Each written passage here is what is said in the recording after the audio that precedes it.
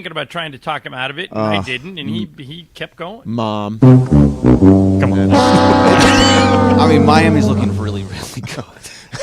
So Bergman, I don't know if you realize this, Bergman has been in negotiations with Ken Park, who runs our one and done pool, right? Yeah, I emailed him, and you forgot to put in your pick, or No, I put in my pick, or at least I thought I did, but apparently I didn't hit save picks. Right. And then at John's suggestion, I emailed Ken Park and just said, "Hey, this is what happened. I thought I did whatever." And he actually got back to me. I didn't think he was going to. Oh, wow. He got back to me and said, "Oh no, hey Greg. Oh no, what happened? Can you provide an explanation that I can provide to the group? Otherwise, because they get upset with him, I can make picks for others and they can see and they'll ask why." He says, "Do you swear on Mason and Ireland that you picked Buffalo?" Oh. And I said, "Yes, I do." But I said Greg, it on. I said it on the air. Do you want me to send him that text? I have a text chain where you took Buffalo when they were behind. You admitted you took Buffalo. I mean, I might have. Greg, I'm going to send it to you right now. I think this is good evidence. It is, but also I said it on the air. We talk about this every week, and I said it on the air, and I told him that. I said, "Whatever you decide, I'm totally fine." Find it? Can you find when I you can said probably. it on the air? But so I went to the picks to look at who are all the favorites. As of right now, it says for Week 7, you have to make a pick. So that means you're back in? I think I may be back in. Wow. If I look in the pool, is there a way to see the pick sheet? Yeah. I can look at the pick sheet right now, but I already did. And as of right now, out. as of right now. Is Bergman alive right now? Listed you as out. All right, I'll look right now. Yeah. Wow. Something else and I'll look If I look at it, I think because I might be able to make a pick. It looks like I can make a pick. Oh, you can make a pick. I will. Oh boy. Oh boy, I'm excited. Well, that's probably fair. Yeah. I mean, you did say you had Buffalo. Yeah, I said I just don't want all these other people to be mad at me. We can pull the tape. Yeah, we'll pull the tape. We'll present it to Ken Park. This guy who, We'll by the way, evidence. I've never met Ken Park. I don't know who Ken Park is. I don't know where he lives. I don't know anything. Do you know anything about Ken Park except that we do this one and done pool every year? No. I have no idea. But we're all in it. Ken Park, we love you. It has a red dot next to my name, so I'm assuming that means I'm out. That means you're out. Well, no, because there's a red dot next to Mark Cates. We'll try to make a pick for this week. All right. Mark. I'm looking here. Yeah, so it says you are required to pick one games this week. Buffalo is still alive for me to take. A standard thing. Oh, is Tyler out? Looks like Tyler's out. Who's that? Who's that? Come on, how quickly we forget. He was that guy who stood right there and said things, right? Every once in a while. I remember him. All I know is that he's responding. He's saying things to Key's posts, Keyshawn's posts. Really? He's talking in the Mafia He's still. talking in the Mafia. He goes into the YouTube chat still. Oh, does he? Bergman, according to the computer, you are out. You're out with the red dot.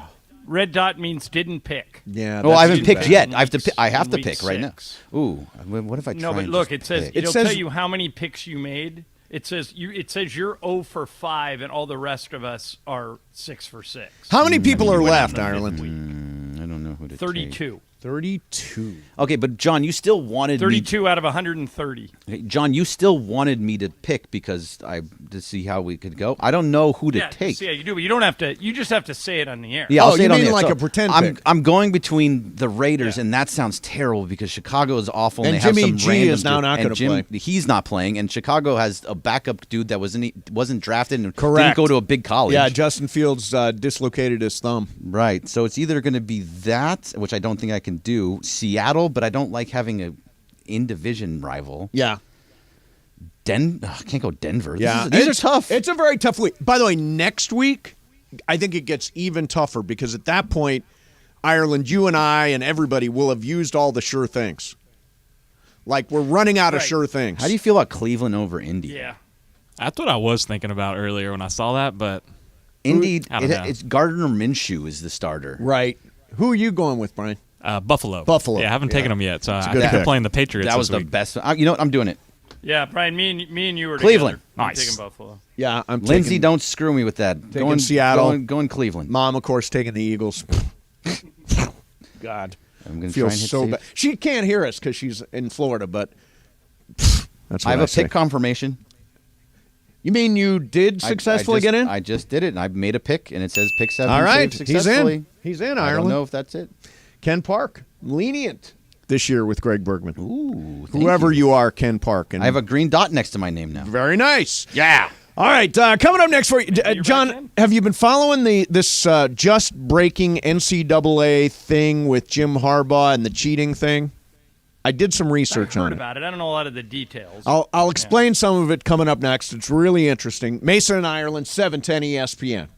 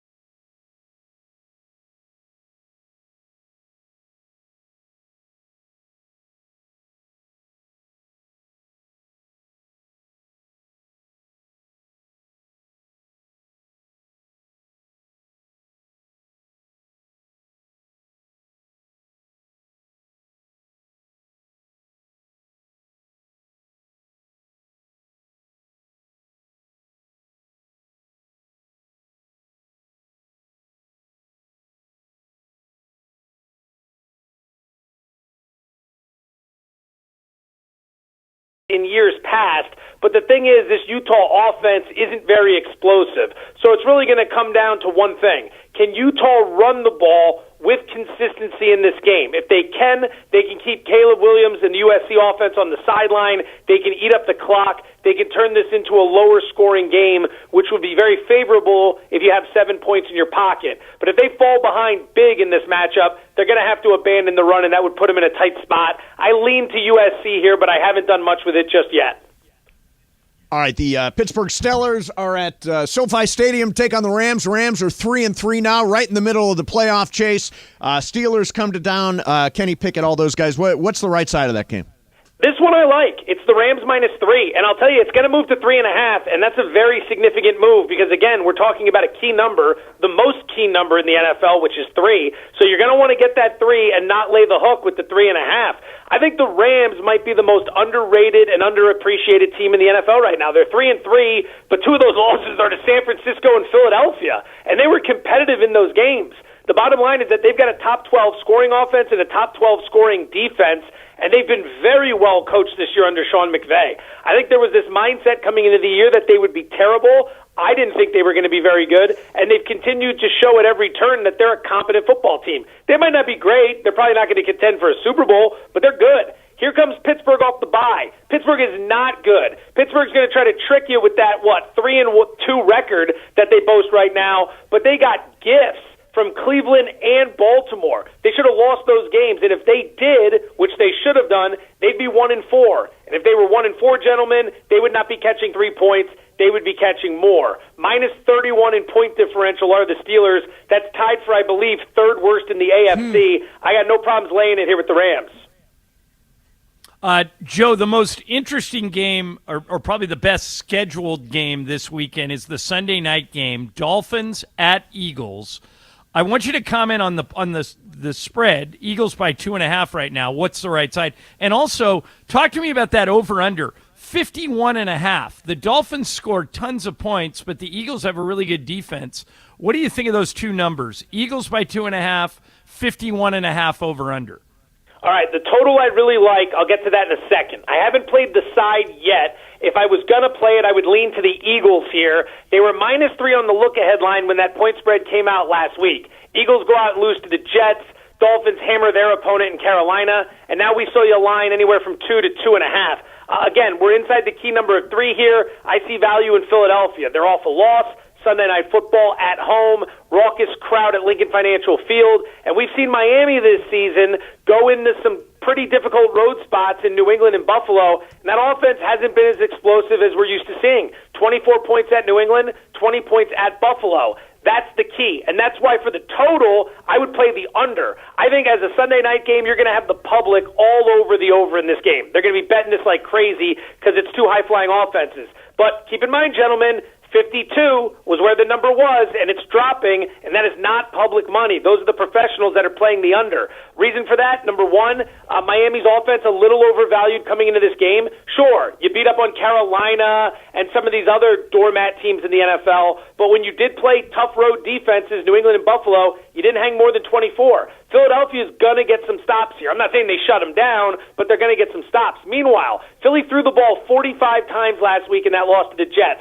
That is completely inexcusable. The Jets aren't even a great run defense, and the Eagles were winning or tied for 58 minutes in that game. To throw the ball 45 times and then throw it on that 3rd and 9 to stop the clock, that's just malpractice on the part of Nick Sirianni. So I think they get back to the running game this week. That'll keep Tua and the Miami offense on the sidelines. It'll grind the clock. I like the under 51.5 points, but you can find the 52 out there. All right, so Vegas, Chicago this weekend. Neither team is starting has their starting quarterback. Justin Fields is out. Jimmy Garoppolo is out. I don't think we know who's going to play for Jimmy G yet. Maybe it's that Aiden O'Connell kid. How do you even approach a game like that when you don't have either starting quarterback? You don't. You fire it into the sun and you move on to a different game. Like, what are we supposed to do with this here? I mean, it's amazing to me, as bad as the Raiders have looked, they're going to lay a field goal on the road. But then you realize who they're going against. And the thing with the Bears is this. They're not just bad. They're incompetent. I mean, at every turn, they got 10 days to get ready for Minnesota last week. Minnesota's lousy. And Minnesota was without Justin Jefferson, and they just come right into your house and they beat you. Like, no momentum, no creativity. Nothing. The Bears are just such a big fat zero when it comes to everything this season. It's like, how do you get behind them? But I'm not laying 3 on the road with the Raiders and their backup quarterback. I mean, they topped 18 points in a game one time. That was last week, and I think they only scored like 21. So it's a complete stay-away game for me. I don't see an edge at the current moment. Joe, what's your best bet for this weekend? If you could only make one bet over the weekend, what would you bet it on? You know, in the NFL, we mentioned that Rams game. I really like that. I would also throw the Chargers at you at plus 5.5 against the Chiefs. People will think I'm nuts, but since Justin Herbert came into the league, he's faced the Chiefs 6 times in the regular season. 4 of those games have been decided by 3 or fewer points. The other 2 were decided by exactly 6. I mean, 5.5 is a lot in a rivalry that is played very, very tight. Kansas City ranks 27th, I believe, in second-half scoring and 31st in fourth-quarter scoring. They'll get up on you early, but they don't score a lot late in the game. So I think the Chargers are coming in. They're catching more points than they should. I think they could cover that spread. So in pro football, it'd be either that or the Rams. In college football, I really like Florida Atlantic plus 3, but I know a lot of people listening to this will be like, Florida Atlantic over, UTEP, like why, or the Roadrunners, excuse me, why would I want to get involved in this? I got a tip from a guy I trust who knows this stuff really well, so that's one I'll pass along to you guys, Florida Atlantic at home plus the 3. I'd also look to the Alabama-Tennessee under at 48.5 points. That's what I'm pretty big on. Tennessee's offense they were number 1 in the country last year, but they're outside the top 20 this season. Joe Milton hasn't done that great. They're on the road, hostile environment, elite defense. Bama's got Jalen Milroe at quarterback. They're getting better week to week, but he still takes too many drive-killing sacks. So I think ultimately it's a tighter, low-scoring game. Bama probably covers the 8.5, but I think under 48.5 is the play. Hey, I wanted to pass something along, Joe. My mom, who is a regular listener to the show, has actually seen you show up on ESPN, and the one thing she said is that guy you have on is a very snappy dresser. She used the word snappy. Have you always been a snappy dresser? I tend to skew, and first of all, thank you to your lovely mother. That is just such a wonderful compliment. I greatly appreciate it. No, I would say my dress improved almost 10 years ago to the day, which coincidentally is when I met my wife. Prior to that, if I'm in charge of anything, there's going to be no taste, no class, no sophistication. But if you put her in charge, you're going to get something that looks pretty good. So that's what's happened there. I appreciate it. I skew very well. I rate very well with the older demographic of females. Yeah. Every single show we have, my grandmother, God bless her heart, she's 93. She texts me, you just are so handsome on that show, so much better than everybody else. And it's like, thank you, Grammy. I appreciate your unbiased opinion. I look forward to hearing from you tomorrow. Oh, that women 50-plus demo you own, Joe. You own that crushing. demo. Yeah, I'm crushing up there, boys. Crushing. All right, so where all can we see you now? All right, so we got Daily Wager today, ESPN2. We'll get you set for the ALCS. We'll talk about the NLCS. It'll already be in play. Bryce Harper over half a walk, by the way. Yordan Alvarez over half a walk. Those are both good bets tonight. We'll be on ESPN2, 6 p.m. Eastern today and tomorrow. And then Saturday morning, we'll get you set for college football, 8 a.m. So I always forget I'm talking to California here, so I got to do the conversion. I'm in Vegas. You guys can see us at 3 p.m. the next 2 nights on ESPN2 and 8 a.m. Saturday morning. Carlin versus Joe, of course, ESPN Radio, 9 to noon Pacific. All right, awesome. Hey, Joe, thanks as always for coming on. We'll see you next week. Happy gambling.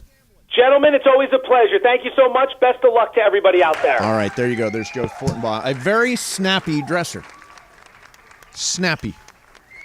Is that an actual expression, or did my mom make that up? No, that's real. Snappy dresser? No. I've heard that before. Yeah.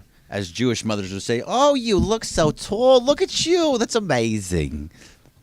That was pretty good. That's very. Look at Bergman. That is 2 days in a row of you doing. You've like gone full Jimmy Fallon. You know, on he us. is- he's- Like he's yesterday Meryl you did the Streep. Irish guy. Yeah, it's ridiculous. I've always done them. Accent is pretty ridiculous. It's never been a thing that we did on Can the I show. just ask you, so you've never done an accent, then all of a sudden you do one yesterday, and then you do another one today. Is this like It just feel like doing them. Bergman's accent it's of the when day? It's when I'm Oh, in the that's mood. a good bit. Bergman's accent of the day. It has to just kind of come naturally. Yeah. All right. You know, We'll let it flow. Let it every flow. once you talk about something, I'll try and throw it in. We're gonna do Wheel of Jewish Questions. Yenta was very good. We're going to do that Wheel was of my Questions grandmother, coming up John. next. Ireland's in Palm Springs. Bergman's an here. insult? Brian's here. What's that? Greg, is Yenta an insult? No, I thought it was just a term of endearment. Yenta is someone who tries to like- matchmake. Yeah, and also they talk a lot. They just, are like a Right. gossip. So that why was it referring to your impression as somebody of a Yenta is not that far off. Did someone right? say you said something wrong? No. I thought you did. No, I said that's my grandmother. That's my grandmother's voice. I was doing. That's your grandmother's I voice. just want to make sure I'm not insulting your Oh, grandmother. no. Yeah, no, it's, no, no. the definition of Yenta is a woman who is a gossip or a busybody. Yeah, that's what she would say So, to me. maybe a little insulting. Maybe a I little haven't seen insulting. you in so yeah. long. You look Maybe so a- tall. That's basically what you did. In my family, you know what? You could never get your weight right. Like, you were either too fat or you were too thin. Like, one time I went back and I was in really good shape, and my grandmother looked at me and said, "Are you sick?" I'm like, "No, I got healthy. I'm not sick." You couldn't win. And You got to eat something there, Stevie. Yeah. Eat something. You look know, too thin. My grandmother did mess me up in life. God bless her, Rose Santa Cruz up there with her big beehive hairdo. So she used to say when we were eating dinner, it's good to eat more. So she would say, I'd eat my third plate of pasta, and she would say, "Oh, Stevie's such a good boy. He's had 3 plates. 3 plates of pasta." So I would go and I'd have another plate to make Grandma happy. That's where my overeating thing came from, was the more I ate, the more praise I got. So it's taken me a long time, but Rose Santa Cruz, I'll tell you what, woman could cook. She could cook. All right, Wheel of Questions coming up next. Ireland's in Palm Springs, Mason and Ireland, 710 ESPN.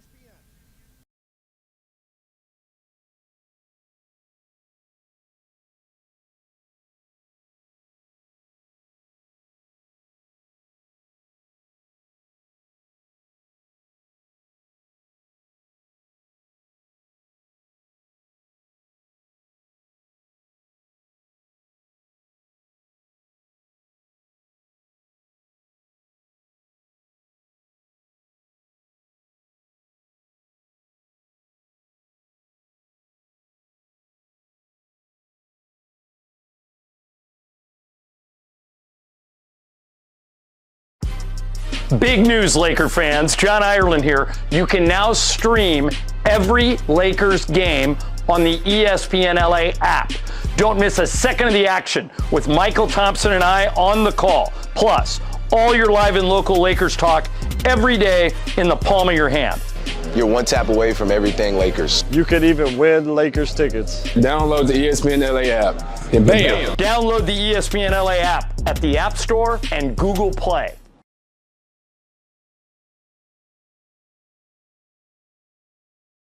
Hey guys, it's producer Lindsay Baseball, and guess what? Thursday Night Football has a brand new home, and it's the 909 Sports Bar at Yamava Resort and Casino. Join me and the 710 Fun Games Department every Thursday night for a party. I will be giving away $1,000 cash every Thursday night. So, this Thursday from 4 to 7 at the 909 Sports Bar, win cash and watch football with me, producer Lindsay Baseball. Or maybe they should call me Lindsay Football. See you there.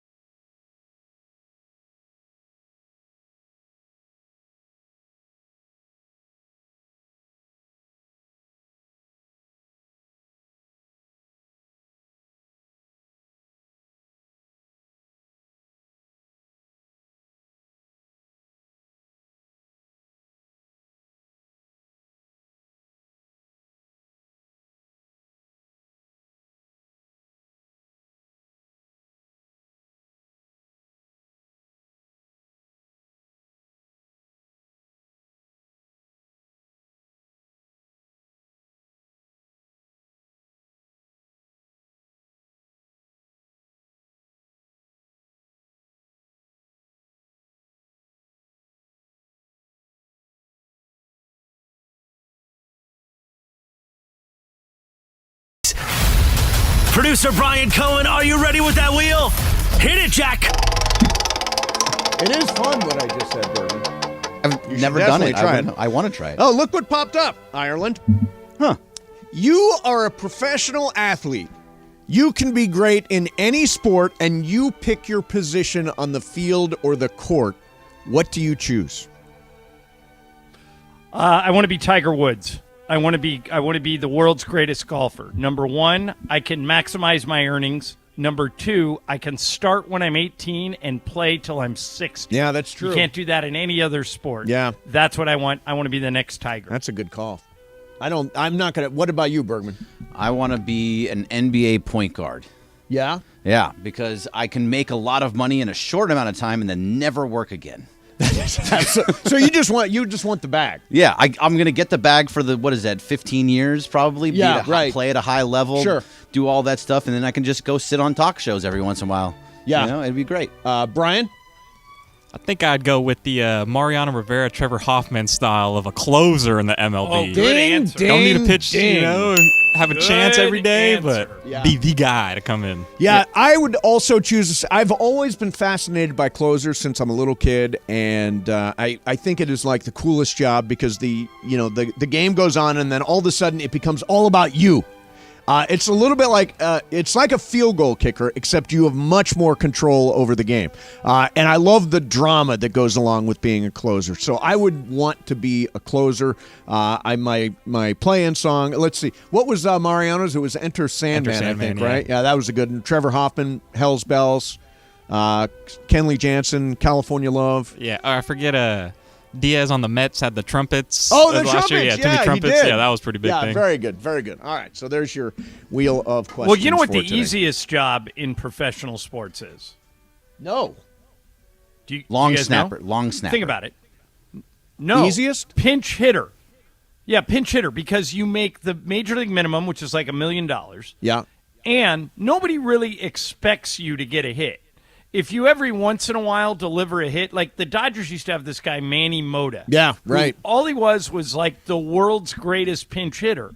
So he would sit around all week, and then one game you'd need somebody late to get like an RBI single, and they bring in Manny Mota, and he milked it for like the last 10 years of his career. What? That's what I'd want to be as a pinch hitter. What years did Manny Mota play?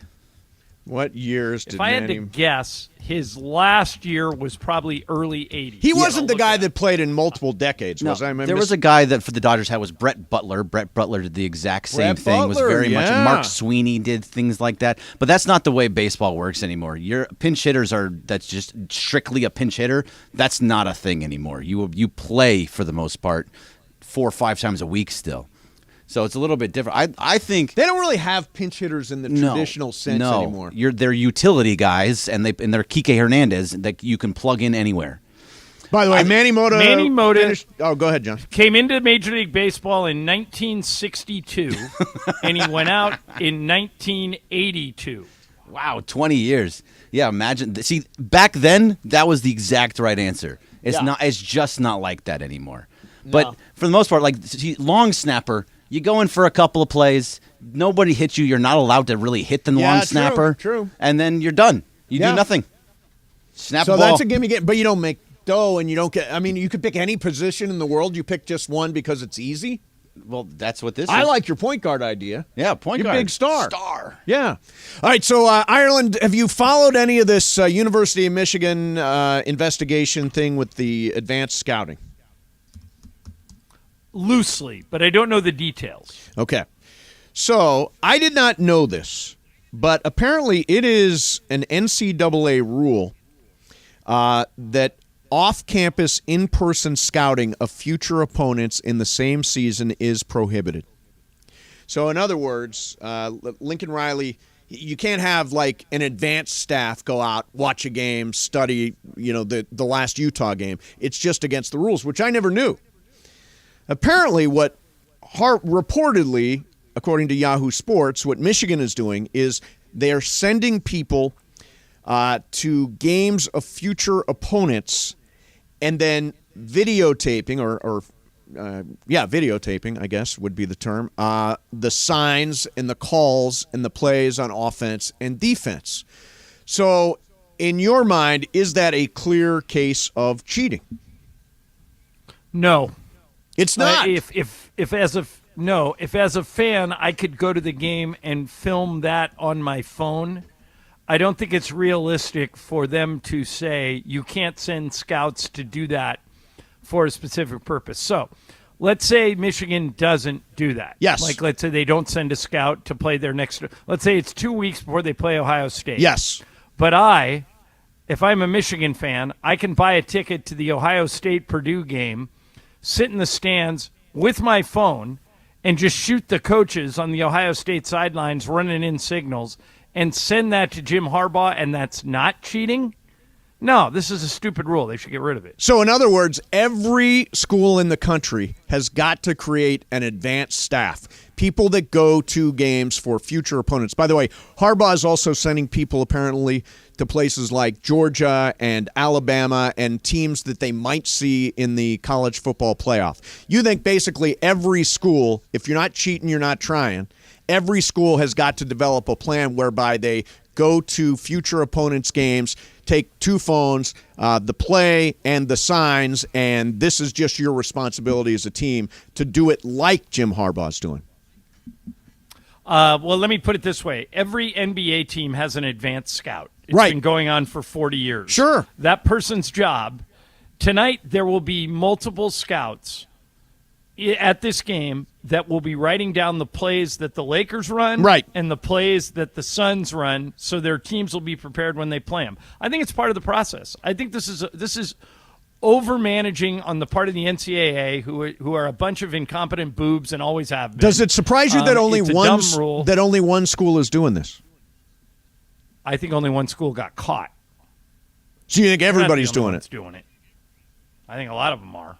See, I would. actually subscribe to Ireland's theory on this. If I first of all, I was shocked that you can't send somebody in advance to see a future opponent. And what's going to stop me and you? You're a USC fan. Right. What's to stop me and you from going to the Washington game this weekend and you just fixate your phone on Kalen DeBoer and his staff and see what they do? And then you just, oh, by the way, happen to leak that to a friend of yours on the USC staff, and they've got exactly the same thing. Sure. This is a dumb rule. You can't legislate this. Okay, so you just want to eliminate the rule and everybody advance scout. Completely. Just like I always wanted to pay players, and they finally did that. It's interesting because it is a huge expense to develop an advanced staff. And the investigation is continuing now. They're also U.S. Integrity, which is a Las Vegas firm that monitors the betting market, has sent out an alert to sportsbooks that Michigan is involved in advanced scouting, so it's going to affect lines and stuff like that. I just don't. I get it. I just don't like Michigan. I don't like their BS schedule. I don't. They have such a BS schedule, Ireland. Such a BS. Listen to who they've played so far. They're undefeated. East Carolina, UNLV at home, Bowling Green at home, Rutgers at home, at Nebraska, at Minnesota, home to Indiana. Now USC has played a much tougher schedule than that. The last four are all criticize them for that. Well, they're all Division I Rutgers schools and in conference. Well, no, they're conference games. It's just like when USC plays Washington State and Oregon State. But you really only get to pick your opponent for 3 games outside of conference. USC always picks 1 for Notre Dame, so you got to give them credit for that. That's a hard game. And next year, by the way, Michigan, another of their non-conference is LSU. So they have LSU and Notre Dame as 2 of their 3 non-conference games next year. But they always do. When Pete Carroll was the coach, they would schedule Arkansas and they would schedule Ohio State. But is it smart? Like Barkley's, Michigan's not doing it. Is it smart to schedule a really tough non-conference when you know you're competing against schools who are like Penn State and Michigan who are scheduling nobody good non-conference? Shouldn't you just play the same game? I hate it when schools schedule cupcakes and they hide behind it. Like they come up with some excuse like, well, we're playing an HBCU and they really need the money. Okay, give $1 million to an HBCU and then play a real game. All right? I mean, if you feel that strongly about HBCUs. But I think scheduling cupcakes is chicken. Well, chicken. that's called UCLA that's called the USC SEC and the Big Ten. Well, that's where they schedule the cupcakes. It used to be that USC and UCLA scheduled real opponents. Right. They would always have one really good conference thing. And now even UCLA's fallen into this. They play a couple of games every year against a cupcake for no reason just to make money. I hate it. I've always thought that schools should be rewarded. Like Nick Saban at Alabama almost always plays at least one really tough non-conference game. I don't know if he did it this year or not, but normally he does. USC always has Notre Dame. UCLA normally has one. For Michigan to play 3 cupcakes is a little chicken bleep. Yeah, it is. And by the way, Penn State's doing the same. Them. Yeah. Although you really get no points for schedule. Like USC lost to Notre Dame.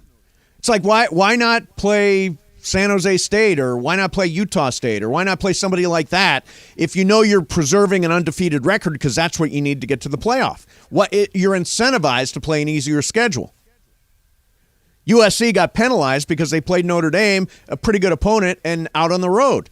So I mean, you can either do it the way USC is doing it, playing really tough teams like LSU and Notre Dame next year, or you can do it like Michigan is doing with absolute joke opponents. But Michigan's number 2 and USC's number 20, and it's to a great degree because USC played a real opponent and lost to Notre Dame.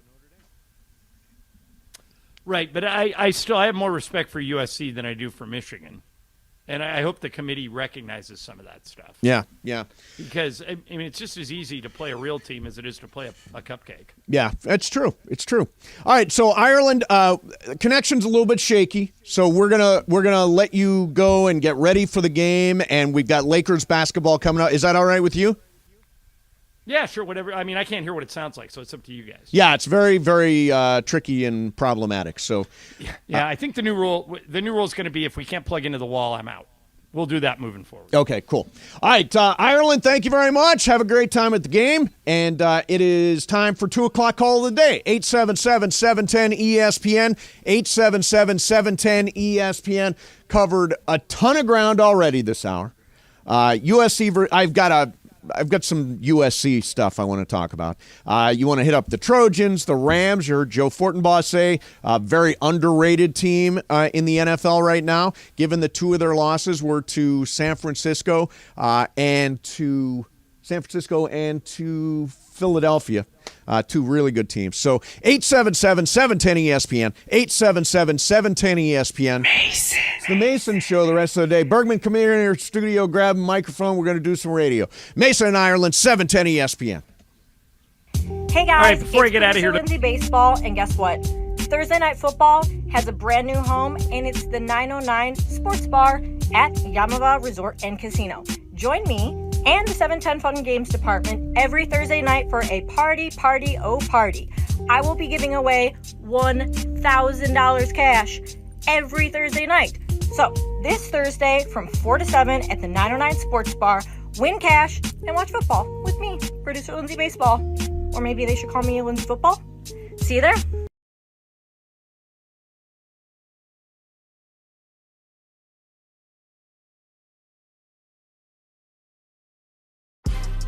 Big news, Laker fans. John Ireland here. You can now stream every Lakers game on the ESPN LA app. Don't miss a second of the action with Michael Thompson and I on the call. Plus, all your live and local Lakers talk every day in the palm of your hand. You're one tap away from everything Lakers. You could even win Lakers tickets. Download the ESPN LA app and bam! Download the ESPN LA app at the App Store and Google Play.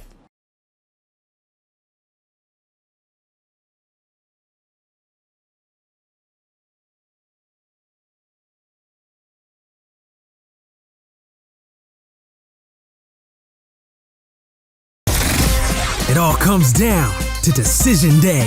The last match of the regular season is here for the black and gold. Jump for LA Football Club, ole! Ole! Saturday, every team in the league is in action and battling for playoff seeding. LAFC look for their 3rd straight win before the playoffs as they visit the Vancouver Whitecaps. LAFC! Pre-game coverage starts Saturday at 5:30 p.m. on 710 ESPN and the ESPN LA app.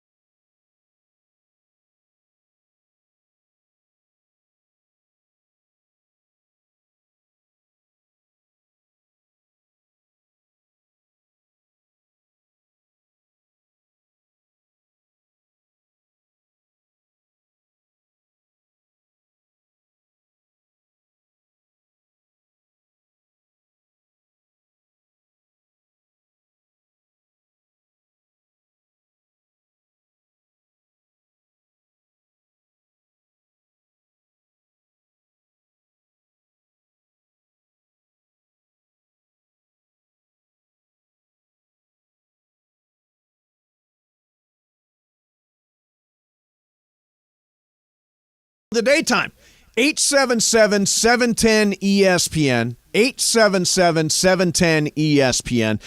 The contours of the show have changed. Mason. It's the Mason Show with Greg Bergman. Is that okay? The Mason Show with Greg Bergman? No, I need it to be Mason and Bergman. Mason, Let's just leave it there. Mason and Bergman. 877-710-ESPN for 2 o'clock call of the day, 710 ESPN.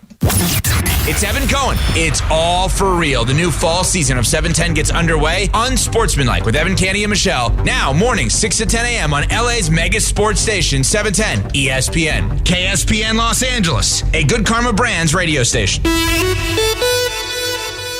And it is Mason and Ireland on 710 ESPN, the OGs of LA Sports Radio. We're here each weekday, 1 to 4 p.m. for your afternoon. Sandwiched between Travis and Sliwa and Sedano and Cap. Mason and Ireland continues now. Love this song. Big fan of AJR just in general. AJR's, I would love to see them in concert. They are they don't do they any sad anywhere? songs. They only do happy songs.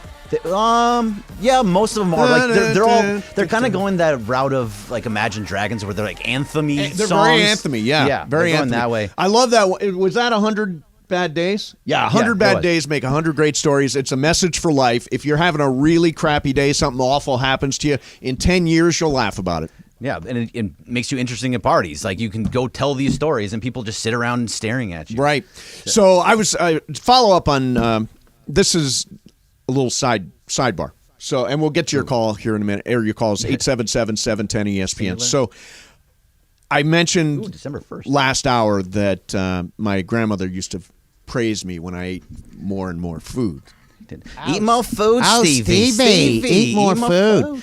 So you're looking too thin. What are you doing there? So I actually have the dining room table that we used to eat on when we were little kids at my grandmother's house. Does it give you bad memories? No, good. When my grandmother passed away, I'm like, she's got all this cool stuff. My mom was like ready to just throw it out. I'm like, don't throw it out. I got a truck and I shipped out this really cool table and lamps and stuff that my grandmother had. Oh, that's cool. And I really love that. Do you eat on it?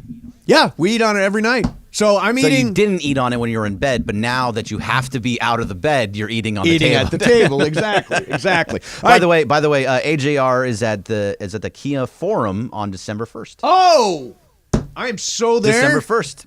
You have a chance to go see Juan them. also loves AJR. It's three guys. That's It's three brothers, Yes, I think.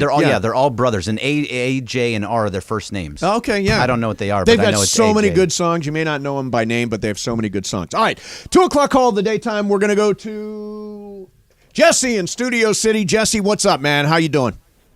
I'm great, guys. I wanted to ask you, do you guys miss either Brandon Ingram or Kyle Kuzma or whoever the Lakers traded to get AD? Do you miss any of those guys being on the Lakers? Okay. So it was Josh Hart, Brandon Ingram, and Lonzo Ball. Lonzo Ball, right. Yeah, and then there was pick swaps and all that other stuff that goes along with it.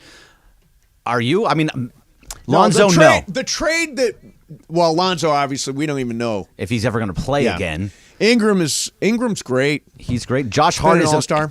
Josh Hart is exactly who I thought he was going to be. He's going to be a 10 to 15 year vet that just plays hard and is always good. Yeah, hits a couple threes, scores plays 8-10 good points defense. a game. He's makes just a that couple guy threes. that you need for a winning team. Yeah. So I mean, I guess technically I miss him, but not over AD. You won a championship. I more miss the guys that went out in the Westbrook trade. Oh, the Kuzma. I don't even really miss Kuzma. that much. Kuzma played KCP. defense. KCP was That's the great one. for Denver last year. That's the one I miss. I miss KCP because it was a guy that you had a legitimate 3 3 and D guy, yep. and he did it in the playoffs, and he won another championship because of the way he played. There was times that KCP in the first couple games against the Lakers shut them down. Yeah. And he was the reason that they won certain games. So, yeah, I miss KCP. out of KCP all is that. definitely one of the ones I'm with you that, on that. manna from heaven. That was the Rob Pelinka manna from heaven It was press conference. KCP. Yeah, it was He was KCP. a manna for heaven for Denver last year. So I was looking. So I think this is everybody has so overreacted to the USC loss on Saturday. Oh, here we go again. So overreacted to it.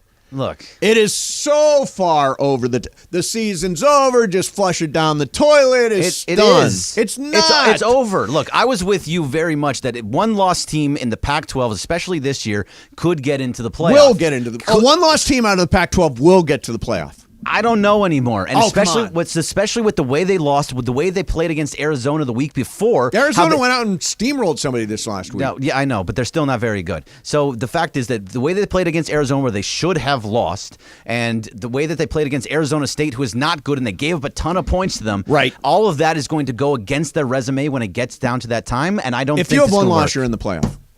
If you have one loss out of the Pac, I don't. If they wait a what's- minute, well, project this. So in I other am. words, I'm going to look at. I want to look at it first. in I'm other gonna look at words, the they top 25. beat Utah, top 25 team. They beat Washington, top 25 team. They beat Oregon, top 25 team. They beat a UCLA. reasonably decent UCLA team. Okay, and in the conference final, you have to you play one You of have those to teams play again. one of those teams again. Probably going to be Oregon. But the you question think? is, I would mean, a one-loss yes, in team that go to the sense. playoff?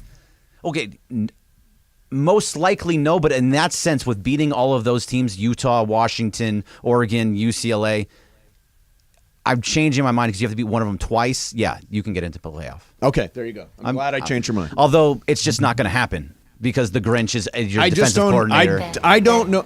The Grinch. I love that so much.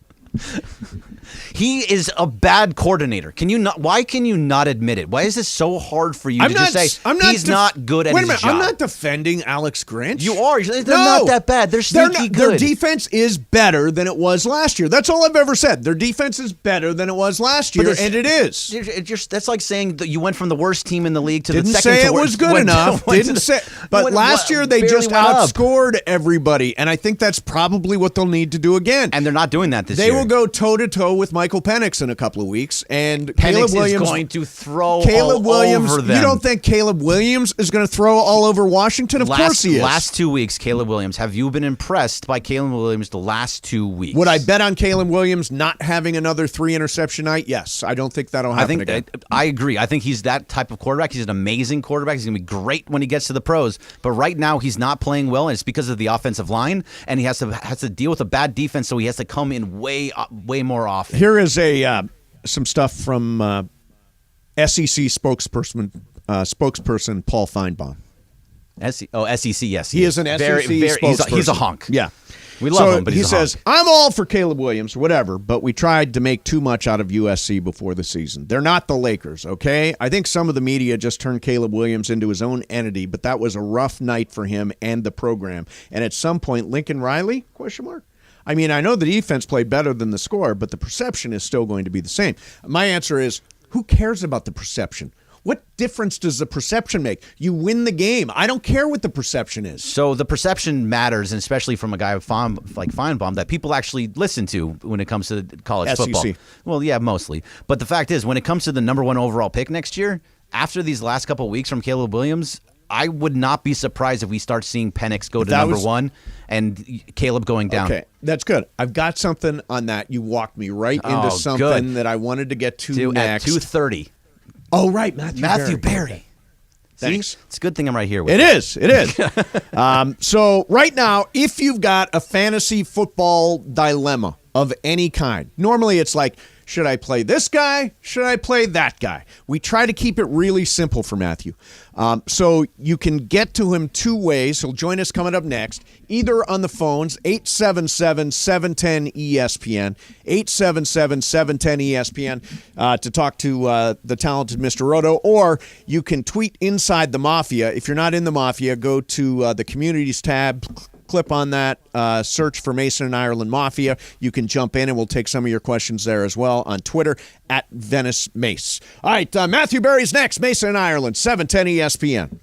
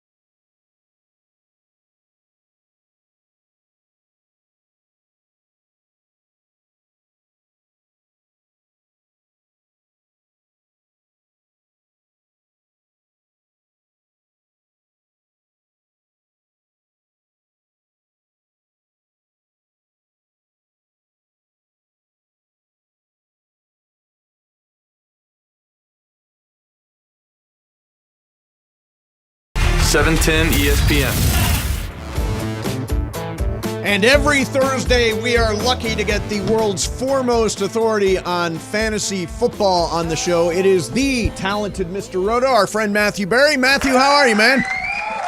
Steve, I'm good. How are you? Everything is good. So Ireland is, we lost the connection, so it's actually Greg Bergman, producer Greg, corporate Greg. What are we calling you now? Corporate Greg. Head of programming. Corporate Greg, yeah, whatever. He's sitting in for Ireland, Matthew. yeah.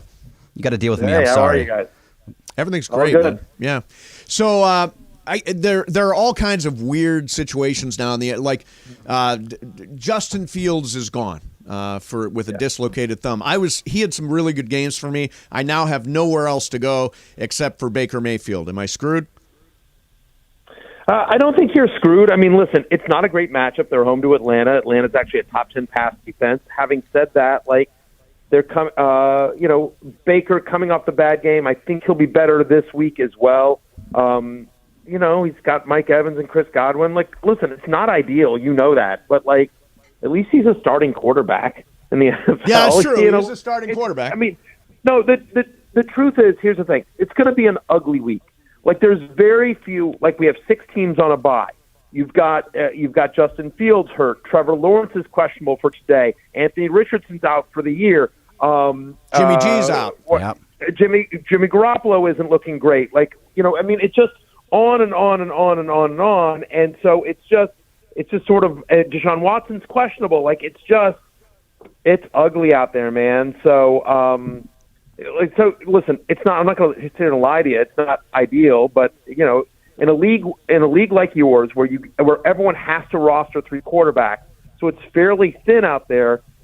You could be in worse shape. Yeah. Okay. Good. Yeah. So the way I'm going to do this, Matthew, is that the woman I'm dating has a fantasy team and she's obsessed with it. So I'm only. By the way, congratulations! You found a woman into fantasy football. That's cool. Fully into it, obsessed. So I'm going to use questions for her because I don't have my own fantasy team. So she's wondering Trevor Lawrence or Sam Howell, who she just picked up off the waivers. Yeah, I'd go with Sam Howell there. Again, we're still waiting to find out. Lawrence is pushing to play. He's not 100%. If he goes tonight, it's a really tough matchup on the road at New Orleans on a short week. He hasn't really practiced this week in a significant fashion, and there's always a chance that if he aggravates something, he can come out. He may not even play, by the way. He's going to be a game-time decision. Howell, I think, is the much safer play, especially against the Giants, which is a bottom 12 pass defense. All right, so let's get some reaction from people out there trying to win. First of all, we'll do some on Twitter. Jasmine wants to know, she's got decent options here: Geno Smith, Matthew Stafford, or Jared Goff. Yeah, all really good options. But I'm going to go with, believe it or not, I'm going to go with Geno Smith here this week. I think Geno is a top 10 play this week. He made my love list this week. 35 or more pass attempts 3 of the past 4 games. He's playing Arizona, which gives up the 5th most fantasy points to opposing quarterbacks. Seattle actually has the 3rd highest implied team total this week as well. So, Geno, my QB7 this week. Okay, I want to ask, this is an interesting one. When is Jonathan Taylor going to show up? Joel B. wants to know. He's obviously in a timeshare at the moment. Is he ever going to emerge as the guy we saw the last few years? Sure, and the answer is next week. So here's the thing. So he came back, the first game back he played 10 snaps. Then last week, him and Zach Moss basically split it down the middle, 13 touches each. The snaps were 52-48, so really kind of a even time split. And the Colts want to be run heavy, and all the starts that all the games in which Gardner Minshew has played significant snaps this year, they're averaging almost 30 running back touches a game, so between Moss and Taylor. So I think it'll probably be 65-35 this week. They're ramping Taylor up. Zach Moss has played well enough that he's going to continue to get work. The problem is the Colts play the Browns this week. I think the Browns are the best defense in the NFL right now. Mm-hmm. They're just fantastic. So the answer to when does the Jonathan Taylor that we've seen before, fantasy superstar Jonathan Taylor, show up, my argument is next week. I think he's still somewhat of a committee this week against the Browns, but next week he'll have the full workload to himself, or 75%. Okay, another question for Greg Bergman's lady friend. That's exactly what it is. All right, so she just picked up Kareem Hunt also, and I know how you feel about Jahmyr Gibbs, but Hunt or Gibbs? Yeah, I'm still going with Gibbs there. I mean, Really? I just think it's a better. Yeah. Is he going to play? He returned to practice today, so obviously it's something to pay attention to. But we don't expect Dave Montgomery to play, so I think it'll be Craig Reynolds and Jahmyr Gibbs. Look, it's not a great matchup. They're on the road at Baltimore, but I also don't think it's Kareem Hunt. I know he got the touchdown last week, and he's getting some passing down work. But Jerome Ford is playing majority of the snaps at running back there. I think Jahmyr Gibbs is a better player. Yeah. It's going to come down to running back there, but I think the Detroit offense is better than the Browns offense, which, by the way, Deshaun Watson was limited today. It might be P.J. Walker once again. I think the Lions offense is better. I think Jahmyr Gibbs is better, just, again, pure talent. So I think it's close, but give me Gibbs. Okay, let's try a call. Let's go to Mike in Norwalk. Mike, you're on with the talented Mr. Roto. What's your question? Yeah, quarterback question. Do I go Tua against the Eagles or Lamar Jackson against the Lions? Good question. I don't think he can screw that up, but I have Tua at QB3. It's the highest over-under game on the slate as well. Philadelphia allows passing touchdowns at the 7th highest rate. Teams facing Philadelphia are averaging 39 pass attempts per game, 4th most. So, yeah, I mean, I don't know. He's my QB3. I think I want. That's going to be an amazing game. Eagles Dolphins on Sunday night, right here on NBC. By the way, I'm a company man, and I just think, I don't know, man. I want as much of that game as I can get. All right, this is from Della Rosa. She says PPR league: Amari Cooper or Jacoby Myers. That's a tough one because, again, I think Amari Cooper has shown he's sort of quarterback proof. Jacoby Myers has been great, and it's a great matchup against the Bears. But I'm gonna say, that's a tough one. But you know what? I'm gonna say Amari Cooper. Again, two things. Number one is no Jimmy Garoppolo for the Raiders. I think they go run heavy here with Josh Jacobs. I don't think they're going to have to throw a ton against Chicago. And I also think, to be clear, Devontae Adams needs to get fed. A little bit of the squeaky wheel. Have you guys seen this the last 2 weeks? He hasn't really done anything. He's popping off. They're paying him a lot of money. This is total squeaky wheel gets greased kind of narrative here. So I think the passing goes through Devontae this week. Okay, let's do a couple of rapid fire. Adam Martell wants to know Jared Goff or Trevor Lawrence. Jared Goff, not close. John wants to know Jonathan Taylor. Well, Jonathan Taylor or Ramon Stevenson. Which way do you go there? I'm still going to go with Ramondre Stevenson. He showed some signs of life last year. Buffalo very quietly is a bottom 5 run defense this year. Zay Flowers or Marquise Brown? That is a close one, but I actually really like Zay Flowers this week. Last one, flex position. Ford, Pickens, or Drake London? Standard League. Drake London. Yeah. Buccaneers 24th against the pass. London has had a nice couple of weeks here. They're throwing more. Okay. A related question to all this, but not quite. My mom made a terrible pick in Survivor. She can pick anybody, right? She picked the Philadelphia Eagles over the Miami Dolphins. And the question is, she put in the pick. She gave me the pick. Do I try to talk her out of it and say, wait a minute, Mom, there are better picks on the board? Oh, boy. Yeah, because then if you talk her out of it and she picks something and loses, she's going to blame you. Yep. Correct. Yep. But if she loses the Philadelphia game, I've done nothing wrong. On her. Yeah, you've done nothing wrong. I don't know who else she has left, but if it makes you feel any better, Philadelphia's the game's in Philly, and Philadelphia's favored in this game.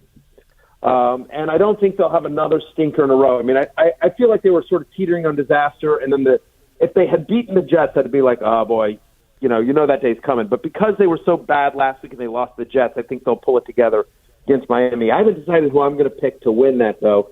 So I think it's going to be close, kind of a coin flip game. But I don't know. I think you can – here's what I would do. I'd put it back on her. Yes. And so I wouldn't try to talk her out of it. Okay. I would just say, like, hey, Mom, that's a surprising pick because it's considered a close game. Would you like my help with, to give you some other suggestions, or do you want to stick with Philadelphia? And I think you just say that. So you just say, hey, you've gotten this far, Mom. I don't want to bust up your mojo. She's so excited about it, Matthew. It's like the most exciting thing that's happened all year. She's never made it this far in Survivor. She's like, I'm in week 7. Right. Yeah. So I don't want to screw it up for her, but yeah, I will give her a little nudge there. All right, Matthew, Yeah. I got one more question for you. So in San Francisco, there's a little bit of unsure things going on. If McCaffrey doesn't play, would you go with Mason or Mitchell? Yeah, I mean, I think hopefully we get some clarity on that before the game starts. I think I would go with Mason just because he's had more, but I do think it'll be a true 50-50 split. Mitchell's, it was just his first game back. Shanahan talking him up in terms of the usage, but I don't think there's one guy that takes over from McCaffrey if he can't go. McCaffrey did not practice today, although Shanahan did say they got positive results, whatever that means. They were encouraged, I think is the word to use. They were encouraged by the MRI. He considers McCaffrey day to day. They play Monday night, so the fact that he didn't practice today is not a big deal. They have the extra day of practice. So we'll watch that as it gets closer to the weekend. See how he does tomorrow and Saturday if he gets out there. If McCaffrey, so we're hoping McCaffrey still goes, but if he doesn't, I think I would prefer Mason just in this first game back. All right, so Matthew, you're everywhere. You got the show on Peacock, you've got Sunday Night Football, you've got the Fantasy Life newsletter, which comes out every single day. It's one of the first things I look at when I get up in the morning. Am I missing any of the great stuff? No. That's the only thing that I would say is fantasy football pregame, which is Sunday mornings, 11 a.m. Eastern, so 8 a.m. Pacific. It's on Peacock and the NFL on NBC YouTube channel. We answer more questions than any other pregame show. So if you didn't get your question answered today, Greg, your girlfriend and everyone else, tune in. I'll give her Sunday your number, morning. Matthew. Yeah, don't do that. No. Just have her watch the show. Yeah, you'll hear from Jay-Z and Matthew and Bergman's girlfriend this week. Yeah, exactly. Perfect. That's, Same level. So anyway, we go 8 a.m. Pacific all the way up into kickoff. All right, awesome, man. Hey, thanks as always for coming on, Matthew. Love you, man. Appreciate you guys. Take care. All right, thanks Matthew Berry. All right, so we were talking about this a little bit before, Matthew. Yeah. By the way, congratulations. You found a lady friend who loves fantasy football. Yes, loves fantasy football, loves all sports, actually. Wow. She's a very, very huge sports fan, so we actually argue over sports, and it gets a little bit frustrating because I'm usually right, and she won't let me think that I'm right. Yeah, well, I mean, you have to learn to be wrong. You're wrong. I'm wrong even when I'm right. It's very hard to be like, no. Even when you're right, you're wrong. Yeah. That is the way relationships work. I don't want to argue with you, but. And as soon as you say but, you're done. Over. All right, coming up next for you, The Athletic has taken all of this year's college quarterbacks and put them into tiers. You mentioned Michael Penix, Drake May, there's a bunch of guys out there. I think the results are really surprising. You'll be interested. That's coming up next. Mason in Ireland. Bergman's in for John, 710 ESPN.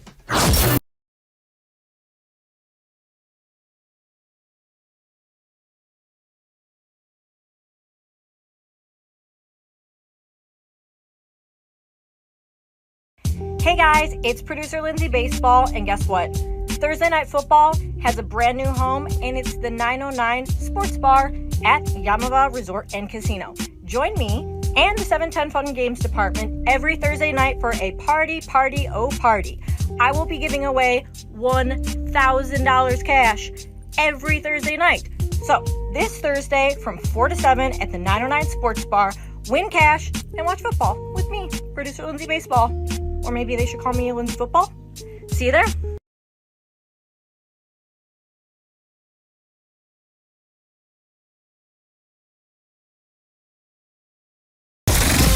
It all comes down to Decision Day.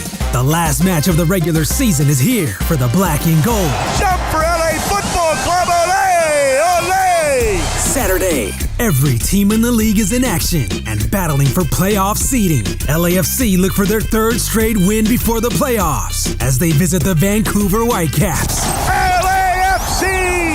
Pre-game coverage starts Saturday at 5:30 p.m. on 710 ESPN and the ESPN LA app.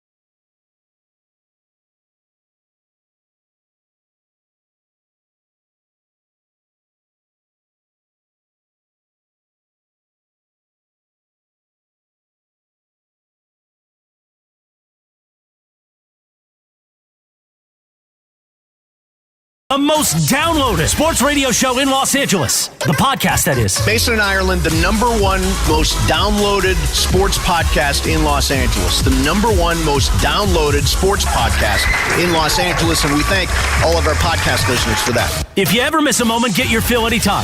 Just search Mason and Ireland wherever you get your podcast. So I'm kind of mixing worlds this weekend. What are you doing? So I'm going to the Rams game, obviously, on Sunday versus the Steelers. Should I go to the... We'll talk about it. We'll talk about that coming up. I normally would be at the USC game Saturday. But right. They're playing Utah. That's a big game. Huge game. Massive game. But there is... You know I love movies. Yes. And which do you love more? I can't. All right. I can't decide. 1A, 1B. Equal. Yeah. I'm big fans of both, right? Yeah. So Martin Scorsese's new movie, Killers of the Flower Moon, is coming out, starring Robert De Niro and Leonardo DiCaprio. And it's a 3.5-hour movie. It's an epic. That's too long. So I am going to see that movie Saturday afternoon, Saturday morning, and then watch the USC game at home. I'm not going to go to the game. Why can't you do both? Because I'm going to be so blown away by the movie, I can't. You already know right now that you're going to be too blown away to go to the USC game against Utah. Who's really good. I've already decided Killers of the Flower Moon is awesome. Is more important than going to the USC game and going on the field and seeing Caleb Williams and we're going to win the whole game. thing. We're going to win that game. You are probably not going to win that game. Absolutely going to win that game. 7-point favorites going to win the game. Really? Oh, because just at home? Yeah. Your defense is not good enough. 7-point favorites. They have a very good defense. You have a very bad defense. They have a very good offense. You have a very good offense also, but Utah's winning that game. Okay. They aren't. Straight up. They aren't. And go to you go both. Why can't you go both? Maybe I will. Yeah, now Morales wants to go. So there you go. Go with Morales. Oh. Why not?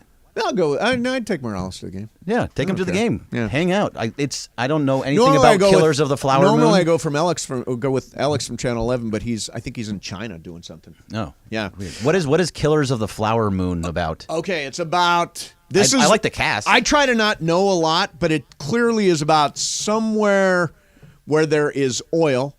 Okay, and De Niro is a guy who's trying to wipe out the Native Americans so he can have the oil. This is and again, don't hold me to this. This is my general view of it. Do you know what a flower moon is? No, but I mean, every moon is now different. There's a blood moon, there's a flower moon, there's a coyote moon. There's all these moons. Yeah, there's a coyote moon. But either way, I mean, this movie, I don't think I want to see it just because of the name. Killers of the Flower Moon does not sound like a movie I want to go see. That's absurd. That is really absurd. I'm not going to go. Based on the title, you're not going to see it. I don't care that it's 3.5 hours. I love the cast. Its name is Killers of the Flower Moon, and that does not sound appetizing. So you're not going because of the title? I'm not going to go to a movie to see that. I'm not going to go to the theater to see that. If it's on like HBO eventually, and I'm sitting around and be like, people said this was good. Yeah, I'll turn it on. Yeah, wow. See, I'm there on Saturday. All right, so you were talking about Michael Penix Jr. maybe being the number one pick. I think as of right now, he might be, and then he'll also put the Raiders if he falls.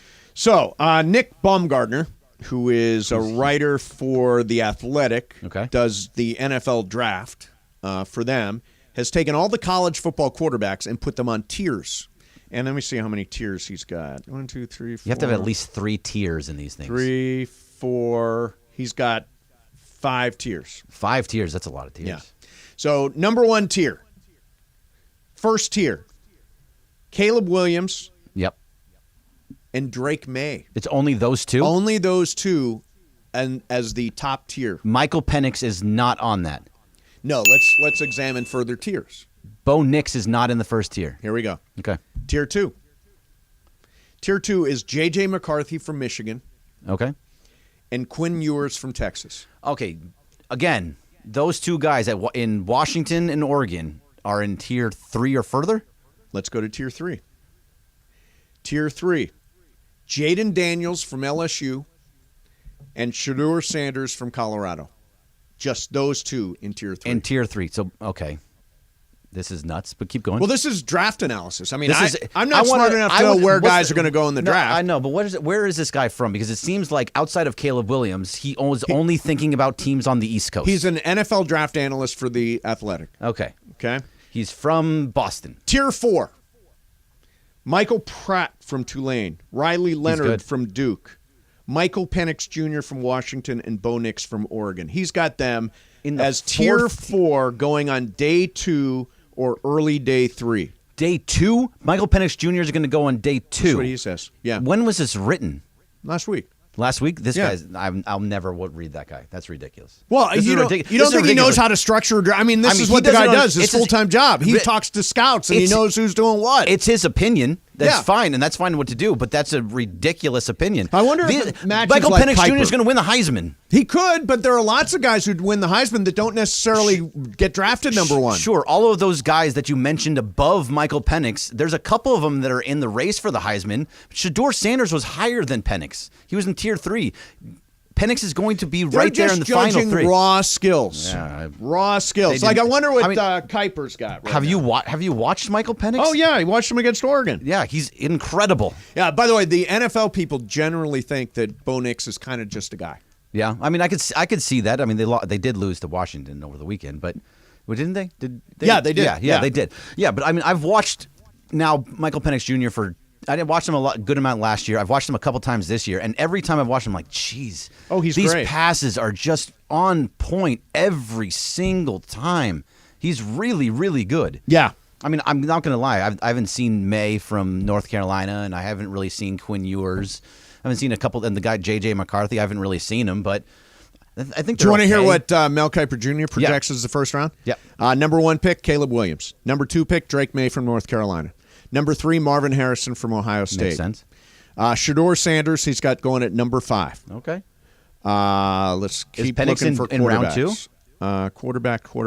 Maybe I'm overvaluing him. Quarterback. I'm looking for another quarterback in the first round. Doesn't appear that there is one. That's weird. Everybody talks about how this year's draft is very quarterback heavy, and they're not all going to go in the first round. But it also could be because last year had so many quarterbacks taken, and you had to pick a quarterback. So now you don't want to use your first round pick on a quarterback 2 years in a row? Is that a thing? Maybe that's a thing. Although it appears that just because you're a great college football quarterback doesn't necessarily mean you project as a pro. Oh. And this guy's basically talking to NFL people. And like Mel Kiper's only got 3 quarterbacks in the first round. He's got Shedeur Sanders at number 5, but that's it.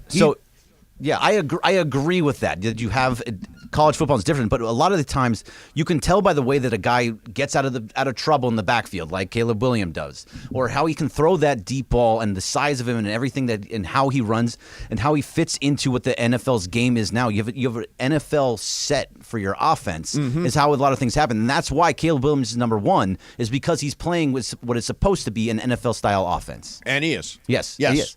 By the way, I've had this idea in my head for a while. So the Rams definitely want to develop a quarterback at some point.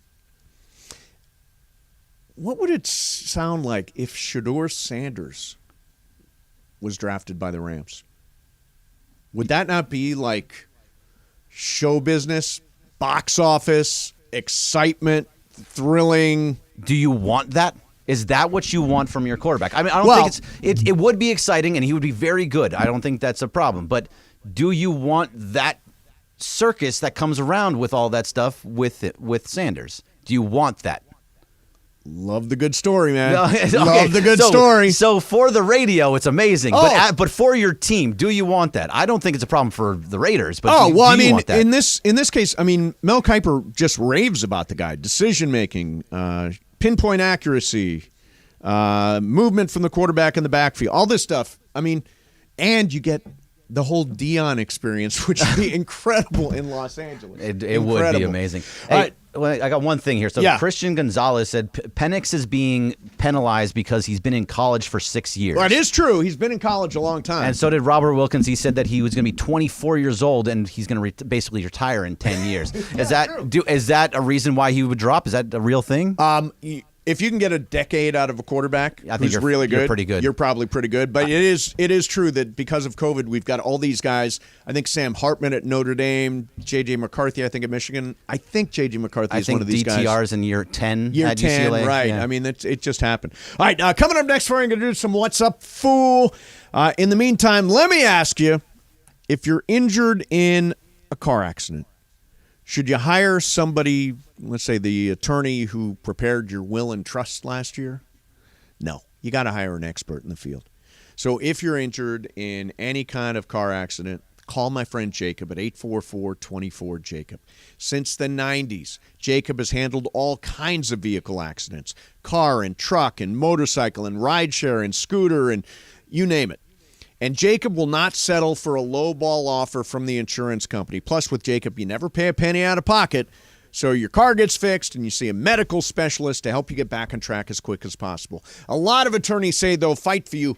Call Jacob. He'll win for you. 844-24-JACOB. That's 844-24-JACOB. 844-24-JACOB. Or remember... Accident or injury, call Jacob and Ronnie. Call Jacob. CallJacob.com and make sure you're following Call Jacob on Instagram and Facebook. Go to @call.jacob. Mason and Ireland, 710 ESPN.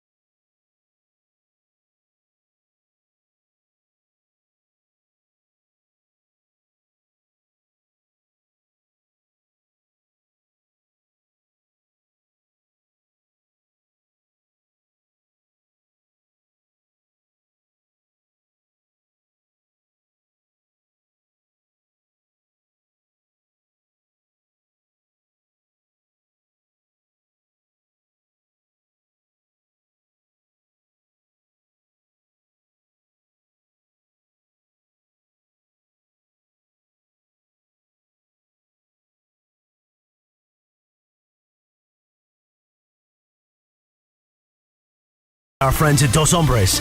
In fact, we've got a special guest voice. Take it away, guest voice. What's Up, Fool is brought to you by Dos Hombres Mezcal. It's fate. It's friendship. It's mezcal. Dos Hombres. Look at that. How do I follow that? I don't. So I simply say, take it away, Corporate Greg. Thanks, Morales. I'm still going to do this even though I'm sitting in here. So I don't really understand what this means, Mace, and maybe you and Brian can. I'm sure I can explain it to you. I'm hoping that you can. So 50 Cent says he doesn't go to P. Diddy's parties or Diddy or Puff Daddy or whatever his name is to his parties because he hugs you from the front and the back at the same time. He said, "That's why I don't be going to them puffy parties." That's pretty good. He hugged you from the front and the back at the same time.